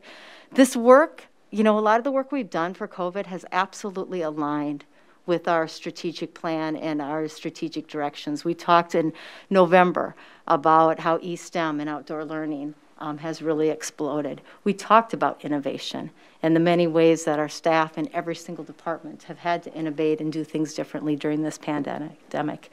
And then we know that there's also been really different work because of COVID, which sometimes has taken a front seat to some of the other priority work. And it's been mission critical this year as well. So just we go down 2 slides, we can go through the scorecard.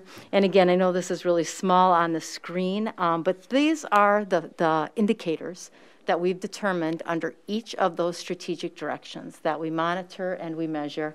And like the budget, it's a working document. We add and change things, but we try to say at a district level, what are those things that we want to pay attention to? You'll see, especially under strategic direction number 1, a lot of the indicators there also align with the world's best workforce.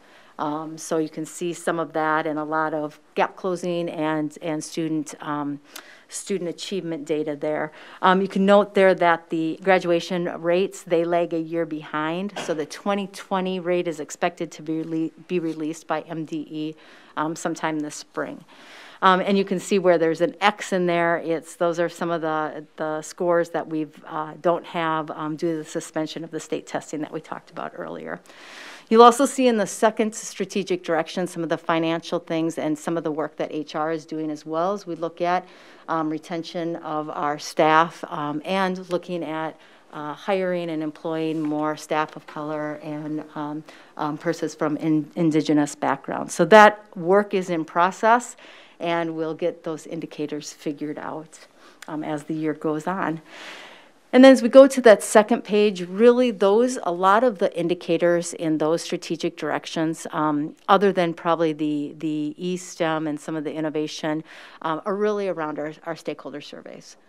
So we've been tracking those questions for a number of years. One of the things we are doing this year is we're pulling the original team back together to say, okay, are these still the right questions? Do we this year want to do the full-blown survey, or are we going to do a lesser survey because we've done so much surveying? So we're going to make decisions on that, but that'll probably take place in March or April, and we'll be able to come back to you to review that. The next slide just talks a little bit again about that priority work or the operational plan that we have. And again, you have also later in the packet, the team has done a fantastic job, even during the pandemic, of really ensuring that priority work continues. The fidelity of this process is around each of those strategic directions. We have a plan, do, study, act team that's usually in tight operation. That hasn't been as tight this year. There have been some things, obviously departments have been working incredibly hard and ensuring that lots of voices are around that work. But I would say there have definitely been some things that have changed a little bit because of COVID. But as you review that mid-year document, and I know you can't see all of those links, but you've seen a lot of that work through the updates of the Ready to Learn plan, and you've seen some of those formal presentations under the operational oversight that you have as a board. We'll be bringing back more of that work in the upcoming months as well. And as I talked about before, I'll be meeting with leaders in the next month on their district, both their school improvement plans and their department improvement plans, and they'll be reviewing with their staff as well, our leaders will, where goals were and where mid-year data is telling them and how they're constantly adjusting to that as well. So some next steps in those mid-year meetings, and again, the school improvement plans have goals around social emotional learning and relationships, around systemic equity, the reading, math, science, and then certainly that mid-year or that graduation rate. Also, some of the other data that leaders will look at is they'll look at mid-year grades, they'll look at some of the perception surveys that they've done. They'll look at other local academic assessments that they've had, and then again, that Fast Bridge will be some new data that we'll be taking a look at in the next month in terms of mid-year. I talked a little bit already about the annual stakeholder survey. Like I said, we're reconvening the original team, and we'll just take a look at what continues to make sense. And then what'll happen is I'll come back in April, in the end of April. And between now and then, you will have updates from some of those priority work teams. I'll come back in April with an end of the year, and then that's really how we start taking a look to say, okay, how much progress have we made on these goals? Are there things that can be taken off?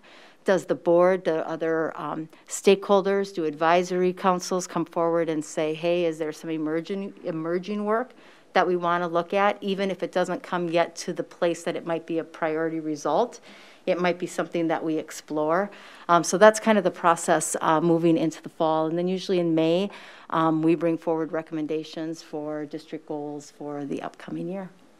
So again, I know it's late in terms of data and some of those things, but the progress and the work through this pandemic has certainly continued, and I look forward to the mid-year meetings where we learn more from our leaders about how things are going and how their staff are making adjustments. Okay. Any questions on that from anyone? Okay. Next up is our board governance policy, and this is the start of our board policy review. And one comment I just wanted to make in going forward with our policies. So with our adoption of how the first and the second readings go and the number of readings we get and with the study session, and everything's very well vetted. If there are, and it's just kind of to be conscientious of administrators' time around this. For the most part, if we have an expert or administrative expert will come to the meeting other than like the executive group, I'm talking outside of that, like Russ is coming tonight for some co-curricular. For the most part, they're going to be at this meeting, the very first meeting where we introduce. So if we have questions, I guess I'm just asking board members to be prepared with questions tonight, because there's literally going to be 4 more readings. And so I don't want to have to bring like an administrator back for 4 times. So if we can really know that that first time we're getting discussed, obviously we can, if there needs to be clarification or something else, or, you know, one of the other administrators can update, but to really have those questions before we get to this first read, that we can have the expert here, just so that we're not having them come for 4 nights in a row. I mean, 4 nights in it. So just so everyone knows that going forward. And I know we've been pretty good about that for the most part, but I just wanted to reiterate this because we're going to start to really go through a lot of policies here. So 213 is one that I talked about, or we all talked about actually at the organizational meeting, just having to do with the committee changes that we've kind of put forward. There's some new, sorry, I'm trying to find it on here, some new wording as it relates to the discussion we had with the Finance, Facilities, and Long Range Planning Committee. So there's some language there. If you guys want to look at that. And then also taking out the committees of the whole, that finance will be removed out of that because we'll have that subgroup of 3 board members meeting on that. And then also us talking about that Community Finance Advisory Council. That's also added in here as well. Just note on that, and just in talking and planning for the year, the plan really is for that to get more active towards the second half of the year. That may not be something that we're going to jump right on, but so that's there because with what we talked about at the organizational meeting, we pretty much established that, but we wanted to get it in policy. And then we would really look to that finance subcommittee to really take that under their wing and figure out what makes sense and what looks for that committee. But if anyone has any questions or concerns about that, oh, go ahead, Terry. The only thing I would add to that is we met, and one of our requests would be, as we look at the timing of these meetings, is it'd be really great to have the meetings shortly after the study sessions, so that, obviously not tomorrow, but perhaps the following week, so that the group can review and guide and provides consultation as we continue working then toward the next month. So that being said, I know we currently have a meeting from what was the old committee on February 2nd at 2:30. And if it would work for the committee members, we'd like to suggest that we maintain that meeting and that time. And then what we would do at that meeting with the new members in the group is to set future meetings, what time, what day works as we look at the calendars. We look at Julie's budget calendar too. There might be things that make sense. And then really talk about kind of our plan moving forward. So that would be, if that works for the 3 board members, I know it can work for our team. That works. That February 2nd. Is that good for you guys? Well, yeah, I mean, we've already got it listed as a facilities committee. It's already scheduled. I don't think it. Well, we have new members, so. Is that good for you, February 2nd? Okay, yes. Yep. Good? Okay. All right. Okay, great. Okay. Otherwise, this will come forward for a first read at the next meeting, as is. 205. There is one thing, and I don't want to go through and change the policy necessarily, but there's a couple of statements I want to make, and that's, number one, this is on all the committees, and all the committees, they're all kind of run a little differently. I mean, some of them actually discuss, items and seek feedback, others just inform. Some of the committees actually write notes and do, and update the rest of the board. What I'd like to do is make a suggestion now, not change it now, but during our retreat, can we discuss general rules of engagement about what the purpose of the committees are and what we expect of the board members in those committees? Not just to give a verbal report, but maybe to be consistent on the notes and communications to the rest of the board members. Yeah, I mean, I think that's definitely something we can talk about at this retreat. That'd be a perfect part for it. I know, when these groups were kind of established, the main crux of the groups was really that facilities and finance group, and public engagement were like really the working groups of it. And then we have these other ones where we kind of sit on as council and representative. But we can go further. I think the retreat's a perfect spot for it. So we'll definitely do that. Thank you. Yep. But for all intents and purposes for this, is everyone okay with the wording moving forward and getting this through the reads? Okay. Open and closed meetings. Martha and I actually worked on this one kind of together. I looked at MSBA and just updated. There was some updates with the health pandemic, emergency, and then the meetings conducted by Interactive Technology was put in there too. So this is literally MSBA's language in here for the most part. We removed things that were no longer in MSBA's. So for all intents and purposes, this is pretty much MSBA's policy. So if anyone has any questions on that. Go over the change, particularly the one for the no more than 60 days before expiration. Yeah, Is that that, something, that's in MSBA's, and I think. that's what I thought, but it yeah. wasn't necessarily specified in ours before. No, it wasn't. That's what I thought. Okay. Yeah, so that was something, you know, I don't know where it comes from, but that, I mean, was something that they kind of put in with the language. I don't know if they've gotten more requests for the special meetings.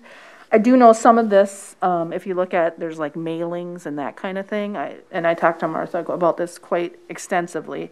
I mean, like I said, this is their language. We left it pretty much as written, but we have alternatives to that. Our board meetings are on the interactive TV. Basically, everything that we do is listed on there and posted.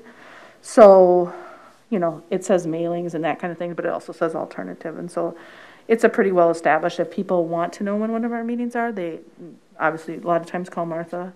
And then with the internet and the way the website is for the most part, I mean, as we know, our viewership is way up this year. So people have found us. So yeah, I think this just kind of recognizes the changes in what has happened over the period of time. If everyone's good with that, that will come for a first read for next meeting. The only thing that I always ask is that with the closed meeting stuff, could we actually reference the statute? Because we can't, no matter what we put in here, the statute rules, correct? Correct. And I would say this, if it's in MSBA's policy, I'm more than happy to put it in there. I don't know, we can put it in there. I mean, is everyone okay with that, putting in the open meeting law statute? Sure, why not? Okay. What are you like referring to, right, like in number 7? Like right. Under A, like list it right there? Okay. Yeah, right there, just because we don't want to come into a situation that the statute's fairly specific and then we try to talk about it. There should be the statute rules, and then the rest of this is kind of supplementary information that describes it. So I think that's the way it should go. Okay. So I'll make that change. You got that, Martha? Are you comment? Oh, we do? Where is it? No, I meant in the policy. Oh, okay. Yep. Under that 7A, like just put the statute that relates to open meeting law. Accordance with. Okay, and then next up would be 211. This is our final, I believe, 200 policy. This one, oh, I'm sorry, I lied. 212 is the next. This one I had Jim look at, and I think reviewed with council. I don't know if there's anything you want to speak to it, Jim, but there's basically no change. And it's, okay, sorry. Yeah, I reviewed it. The MSBA policy has not been revised since 2006. Ours was revised in 2016. You know, I don't know why they would have any changes based upon that. Okay. No substantive changes, at least. Okay. One comment on Oh, one comment? Okay, go ahead. and I'll follow up with Martha. There's just a formatting thing that, you caught that? On the second page? Yep. Criminal investigations, yep. Yep. Thank you. Got that. Should be a subheading and then indent there. Yep. Okay. Okay. 212 then? Yeah, 212. The MSBA policy hasn't been revised since 2005. Ours has been revised since that time. MSBA policy is very generalized. It's, you know, very, very short. I'm guessing, based upon what I see here, that it was the intent of the board to go in a lot more detail on what the expectations are as far as new board training and orientation. So it's very specific and it lists all those things out, which I think is great. A couple of changes, just some wording around 2.3.6. Instead of saying all negotiated employment contracts, which if you want to read all those, the chair probably has by this point, but there's a lot, 60 some contracts, and I think the information regarding bargaining groups and negotiation processes is more pertinent to the board. So that would be one recommended change. The other is 2.3.8. I'll just have to admit, we don't have an employee handbook. And so it's listed in there. It's been in there for a long time, but I don't think we've had one for some time. At least not a comprehensive one.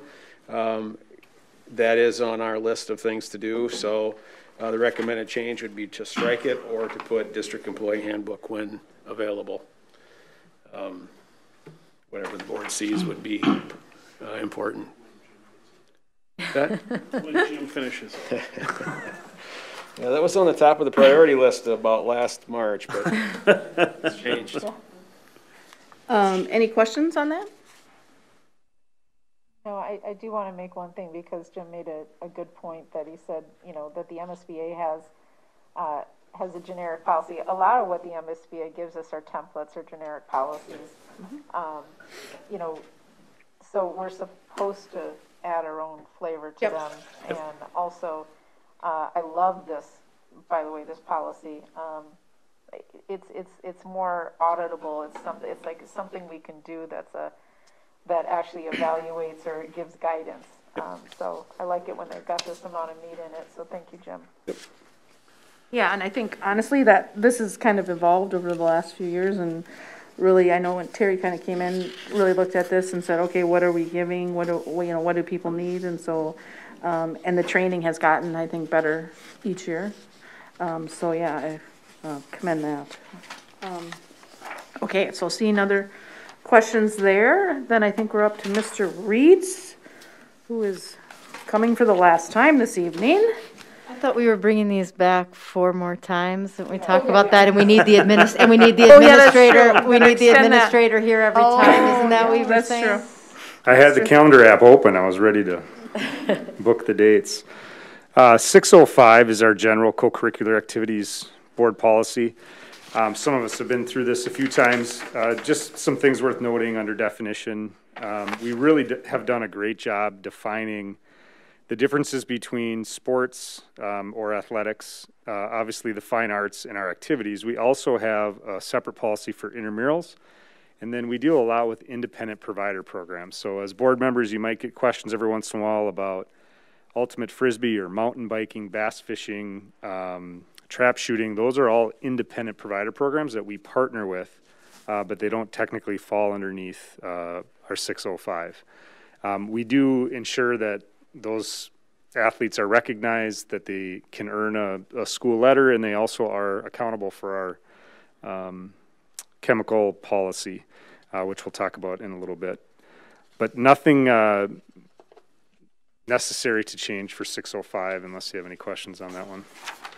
Does anybody have any questions? Okay. 605.1. This has come before the board quite a few times when we're adding additional staffing.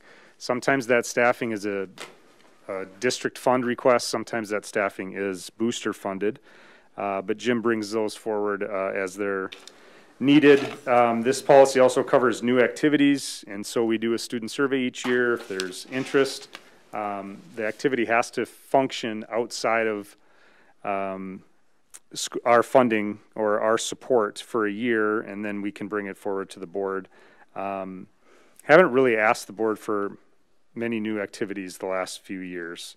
But now with new facilities online, I could see some activities coming forward, like badminton is one that I know there's interest in starting. It's a high school league activity. We just haven't gotten involved yet with it. Again, this policy works really well from my point of view. There's a procedure in place to add staffing, to remove staffing, to add activities, or to remove activities, so it works quite well. Okay. A policy that works. Yep. They all do. Any questions on that?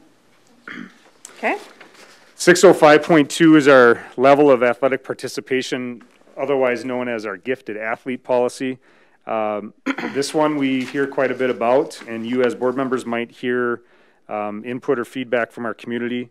The exceptional athlete language basically suggests that the activities director, the middle school activities director, which is Beth as our assistant activities director, and the coach all have to have a unanimous decision to allow a 7th or 8th grader to play up on a 9 through 12 team. Some of our sports are 7 through 12, like cross country and swim and dive, so that works quite well. Sports like softball that we struggle maintaining 4 levels. We often bring 7th and 8th graders up to fill a 9th grade team. It's really those sports where there's cuts that take place. So for instance, the 7th and 8th grader could move into a 9th or 10th grade position, and an athlete in 9th or 10th grade could lose their spot to a younger athlete. So there's been lots of requests regarding this. So people feel strongly one way or the other. If you have a gifted athlete in 7th and 8th grade, you really want this policy to stay the way it is.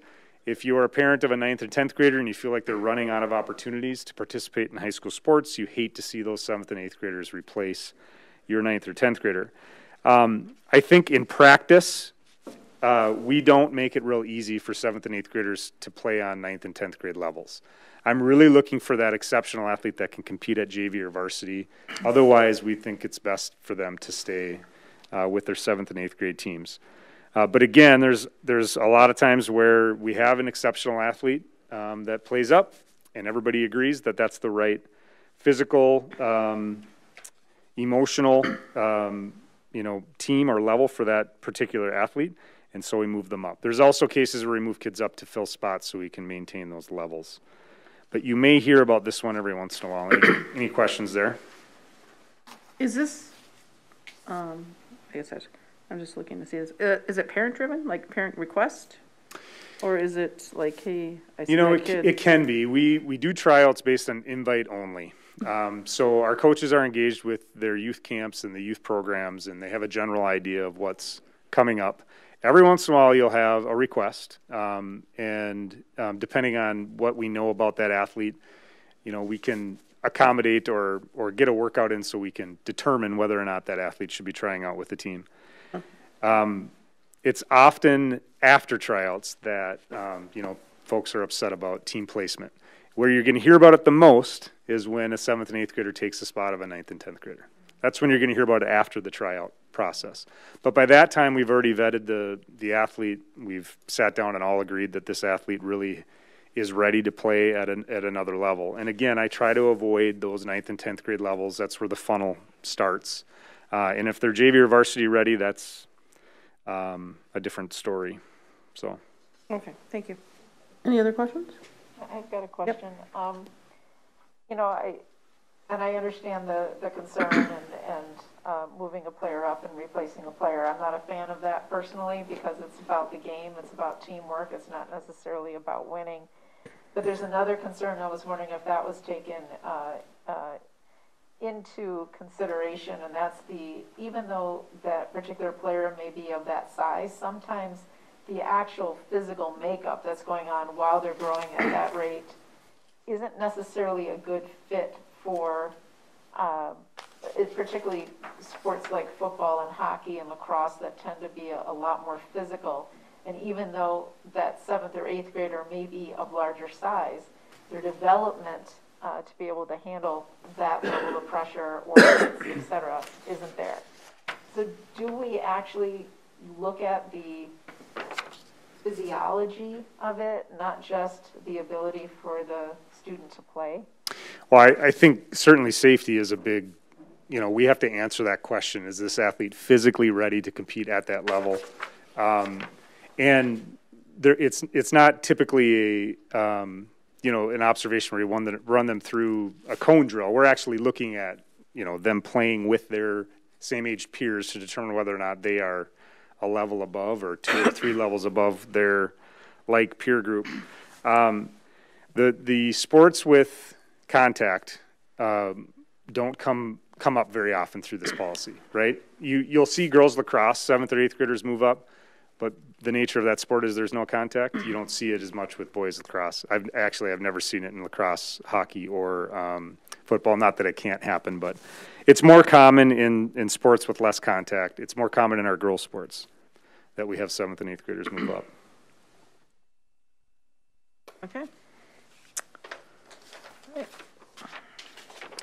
605.3, co-curricular banquets, fundraisers, and social events. So just a couple things to point out here. This policy works just the way it is written.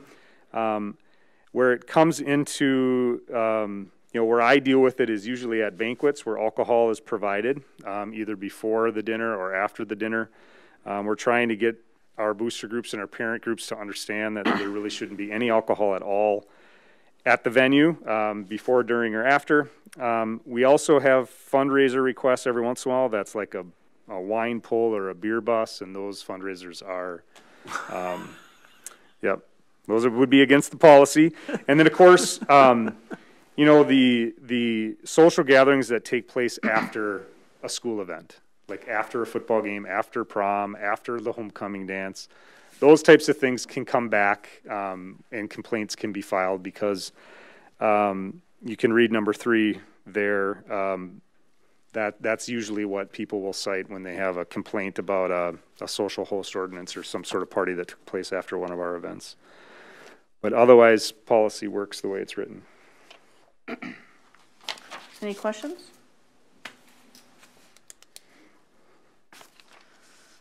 And then we have 605.4, which is our intramural athletics. We are recommending one change, and it's just based on how we actually handle intramural athletics. The activities office at the high school directs, supervises, and coordinates all intramural programming, so we would just strike the director of community services under 3 general statement of policy. Community ed does receive the revenue. If there is revenue left after costs, they would receive all of that revenue. Otherwise, it's run fully by the activities office. Any questions there? All right. Are you doing 5.1? Or 5.4? I wasn't sure on the agenda where that is. It's next, I think. 5.41?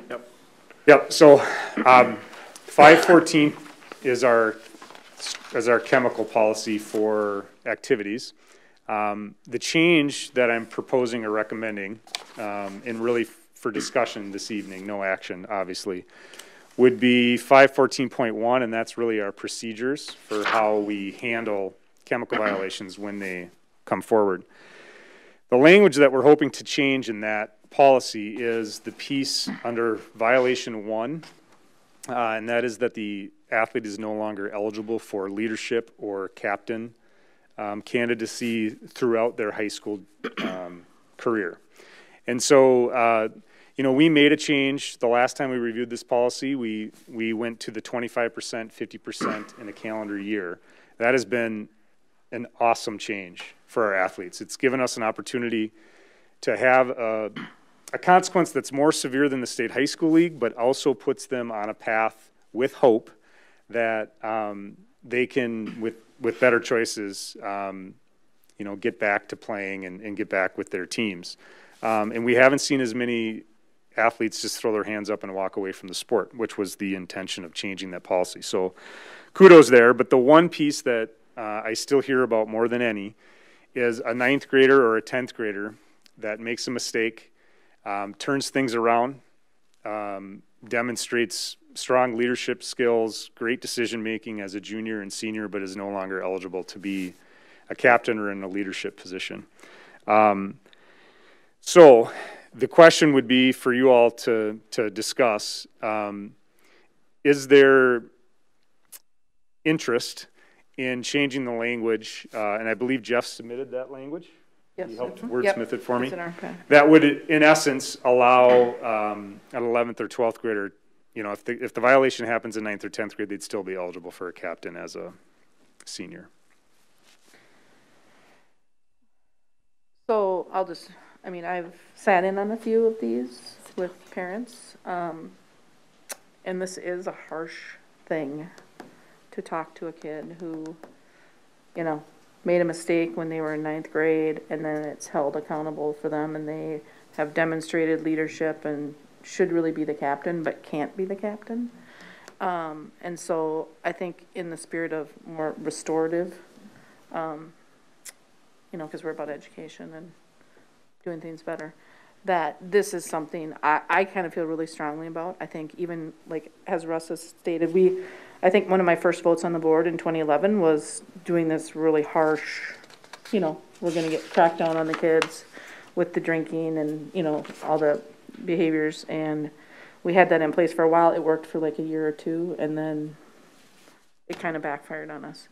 And so for us to be able to show, I think, just even there that, you know, there's a path back. It's not like you're scarred forever because you have made one mistake. I think, for me, I think this is really important. I've sat in meetings with parents and, you know, had to look the athlete in the eye and say, I'm sorry, we have to follow these, you know, policy. And they have really good cases, you know, for making it. And some kids, you know, should be the captains, and they can have that story to tell. I mean, for the younger kids. So I'm fully supportive of this. I don't know how the rest of you feel, but for me, I think this is kind of, I've seen this evolve over the years, and this really feels like a good fit. So I don't know if any. I agree with you. I think, you know, in theory, being very strict is, in 2011, I probably would have voted the same way you did, you know, but I think in practice, this is the right way to do it, because it's all about learning and getting better, and that's what this is. Right. And they're like 14, 15, 16 years Yeah. old. I mean, they're, you know, they're kids. Yeah. Still a developing brain, and hopefully this, you know, with what we do here, we, you know, can educate them and, you know, have them turn the right way and be an example. And in some cases can be a leader in that. So anybody else? I would add, I agree with you both. I know watching the way the coaches require these athletes to even become a captain or a leader, there's a process. It's not I was the best athlete, so in 9th and 10th grade I made a mistake and now all of a sudden I've always been the best. There's definitely a process, and they have to apply and tell their story. And I'm seeing that in more and more sports. And I think that as you watch who gets named captain, the other athletes have heard these stories too. So I think it does add some value to the credibility of why you're going to be a captain and have that leadership role. You know, I didn't like the idea, and I still don't like the idea of where we went a couple years ago by lowering the standards. And I don't mind the lowering the standards or making it there as long as we have some compensating controls. You know, we can't just keep saying, okay, we're going to let it go without having some more comprehensive policy or procedure that occurs throughout each of the sports that encourages the students to actually have better behaviors overall. And I would, you know, here's the thing is a lot of these kids don't get into it just on their own. They get into it because other kids on the team are doing it, and there's peer pressure involved. And I know one of the things that was brought up, but it was shot down a couple years ago, was actually invoking the positive peer pressure. I don't mind these types of things coming in and to help the kids with the restitution. But, you know, there are a lot, and even the Refs Association says the schools who put this in, they have better behaved kids overall, and that's it. If one of the kids does, if they're on a team and they actually, and they do get caught doing something with a chemical substance, you know, vaping to drinking to whatever, that the team does suffer as a whole, and therefore they encourage each other not to engage in those behaviors. And that has a really good track record of working and making the whole team perform better. So as we go through these, you know, situations where we're talking about the individual athlete and we're not fixing the issue as a whole, we just keep on saying, okay, you screwed up, you can get back, which I totally agree with. What I don't agree with is we're not doing anything else in the surround to actually stop the original problem from happening. And that's the only reason why I would say let's look at the problem as a whole before we keep on just nipping away at the consequences. Which, granted, the first set that was put into place in 2011 was way too harsh, but there was no other alternative to it either.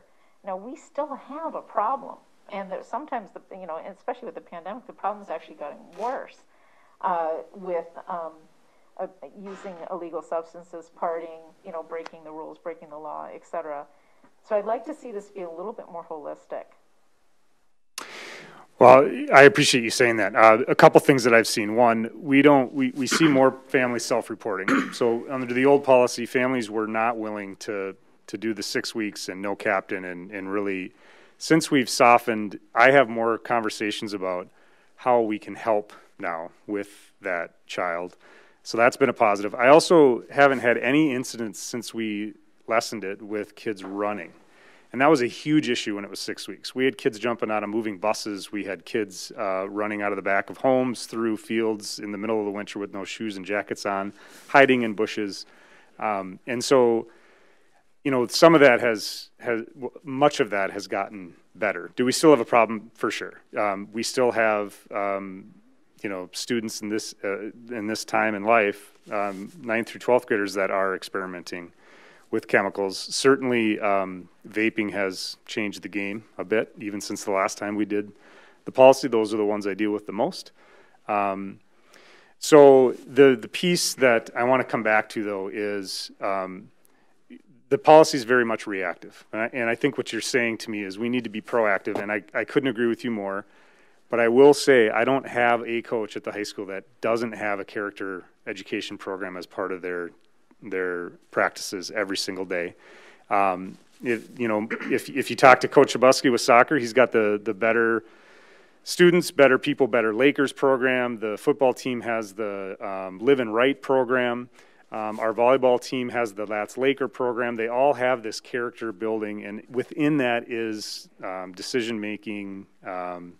You know, they deal with the peer pressure piece. They deal with the decision on Friday night. They call it the real Friday night, right? We have the game Friday night, and then whatever happens after the game on Friday night is kind of what they get into. So they're doing that. The coaches are teachers. They're trying to use their platform to give some character education to it, but we have not solved the problem here. And so the question is, you know, restorative practices are about obviously how the decision you made impacts you, but who else does it impact? And we have to unpack that with them. And we have a chemical counselor that will meet with those kids if it happens on campus. And we certainly have coaches that continue to work with kids after a chemical violation is made.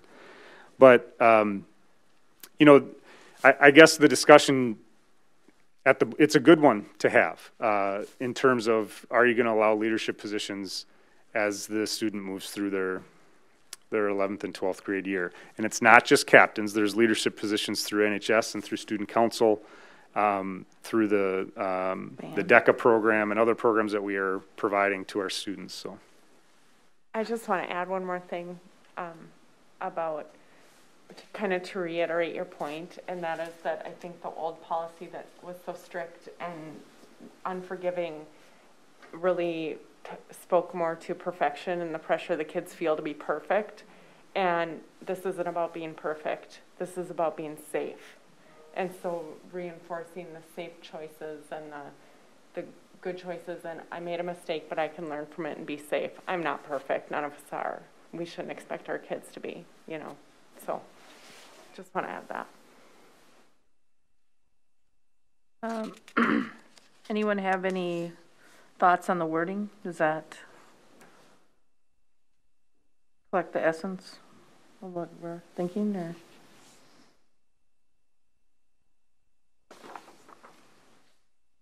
Is there anything we have in here anywhere about sport hopping? About sport hopping? No. And so if you're unclear what that is, often we'll have athletes that, most of these violations, by the way, happen in the off season. Many of them are summer, the night before Thanksgiving, the 4th of July, usually over a holiday, not necessarily in season. So what Mary is suggesting is if you've got a football player, it's the middle of the winter, they get a violation, they go up for a spring sport for the first time, serve the violation so that by the time they get to their fall sport football, they're free to play, eligible. So there's nothing in the policy that prevents it, and there's nothing in the state high school league language or bylaw that prevents it.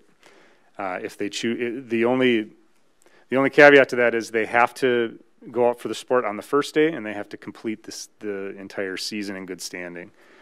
So every once in a while you get one that's 3 weeks into a spring season and they want to join a sport, we don't allow it. the high school league doesn't allow it. Well, there are some schools that put that in their policy to prevent that, so that the, and also just the fact that they would go out and have to, you know, maybe avoid or whatever, it actually reinforces behavior because they got away with it. And the consequences, obviously, if you don't really care about Frisbee golf and that's what you choose to do, then you know, I've seen them give each other the high five for that and bypassing it and going through all the counseling sessions and just laughing about it. And I don't want to punish, I don't want to make it punitive, but I do know that the schools that have implemented the positive peer pressure program consistently throughout the sports really have a much better reaction.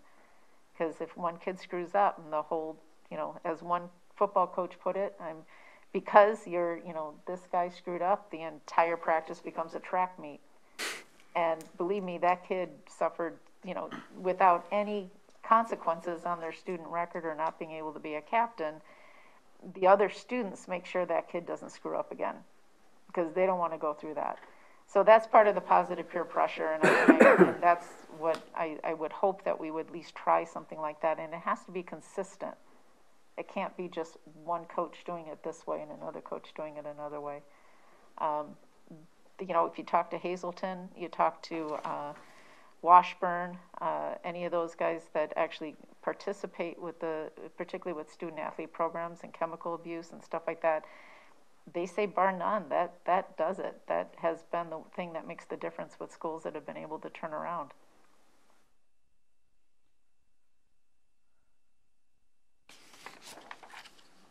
Any other comments? Everybody's covered it.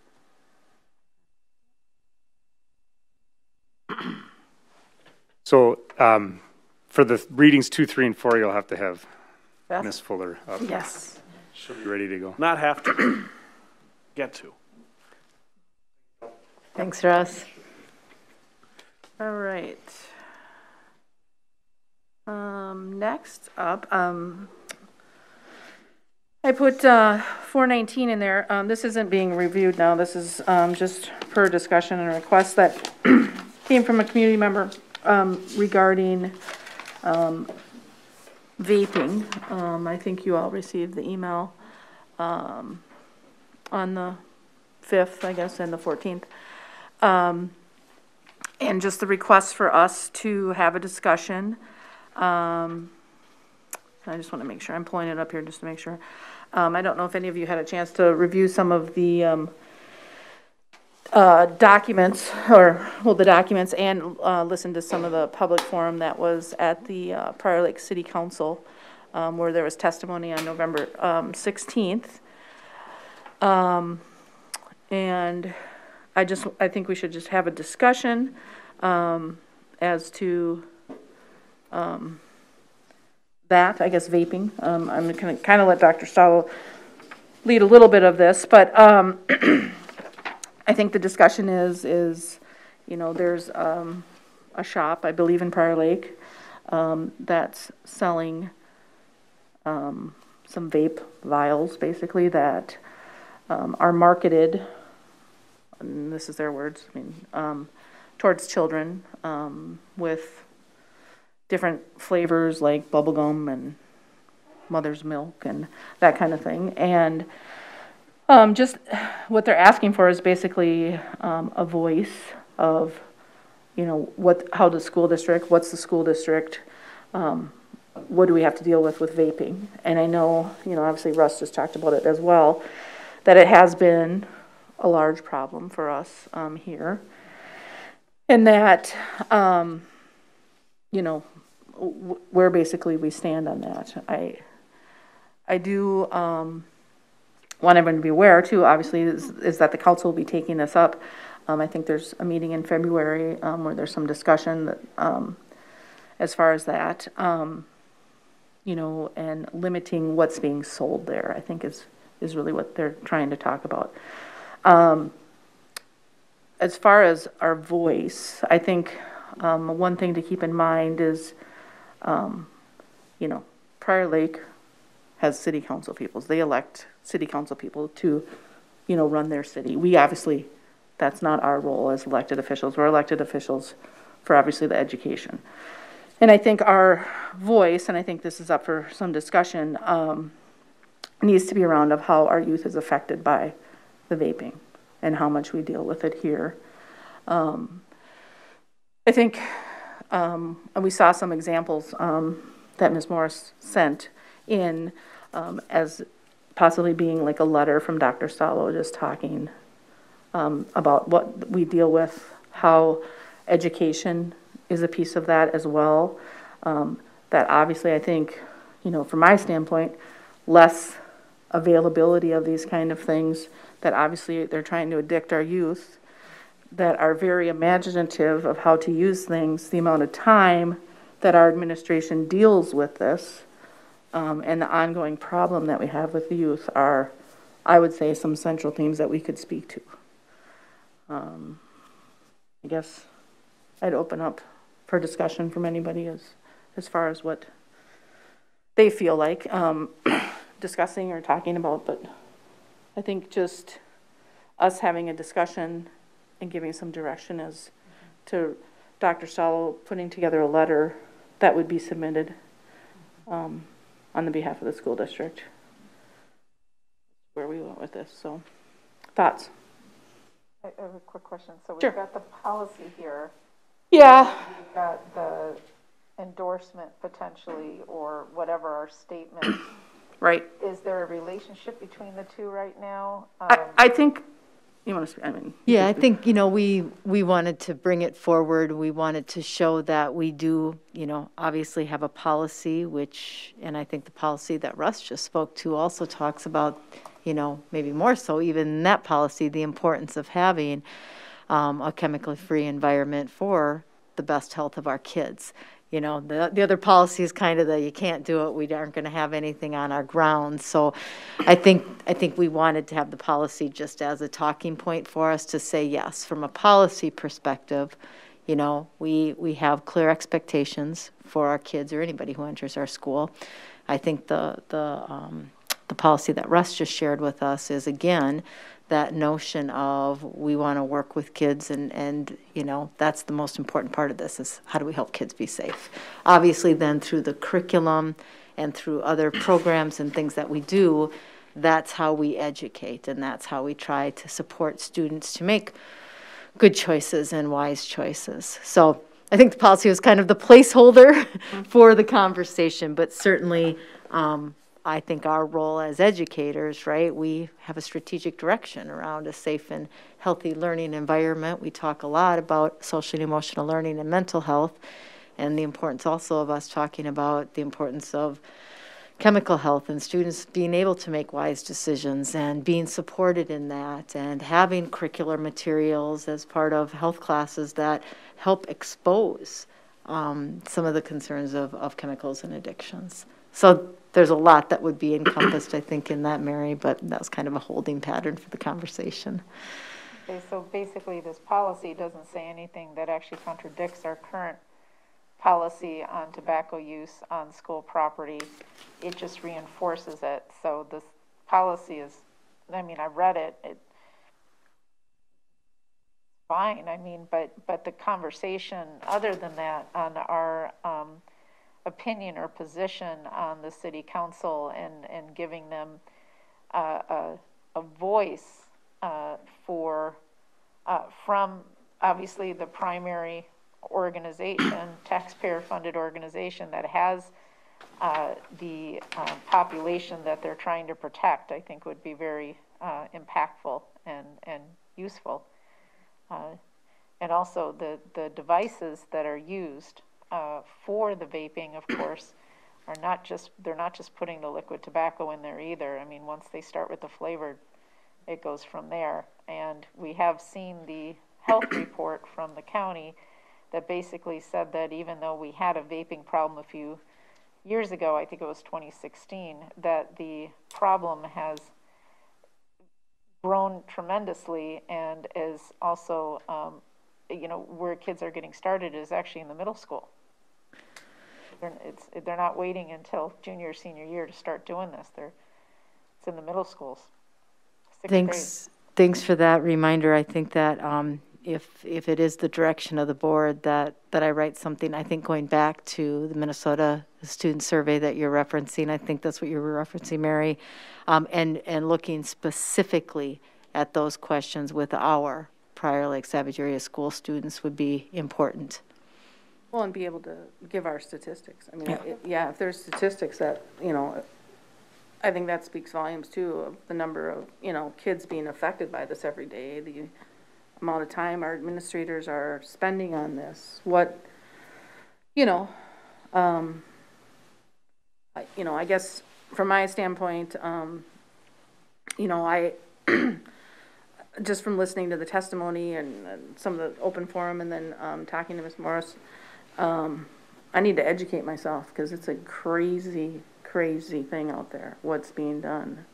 And it's specifically targeting youth for an industry that is trying to hook those kids at a really young age so that they have a future revenue stream. It's sick, to be quite honest. So, yeah, go ahead, Jonathan. I'll just chime in. I'd full-throatedly support anything that we want to say and for us to have a proverbial soapbox. I do think you're right in your statement about our lane, if you will. So I think the appropriate way for us as a board or as the district is to give you instruction to inform the city council about the impacts that we have at school.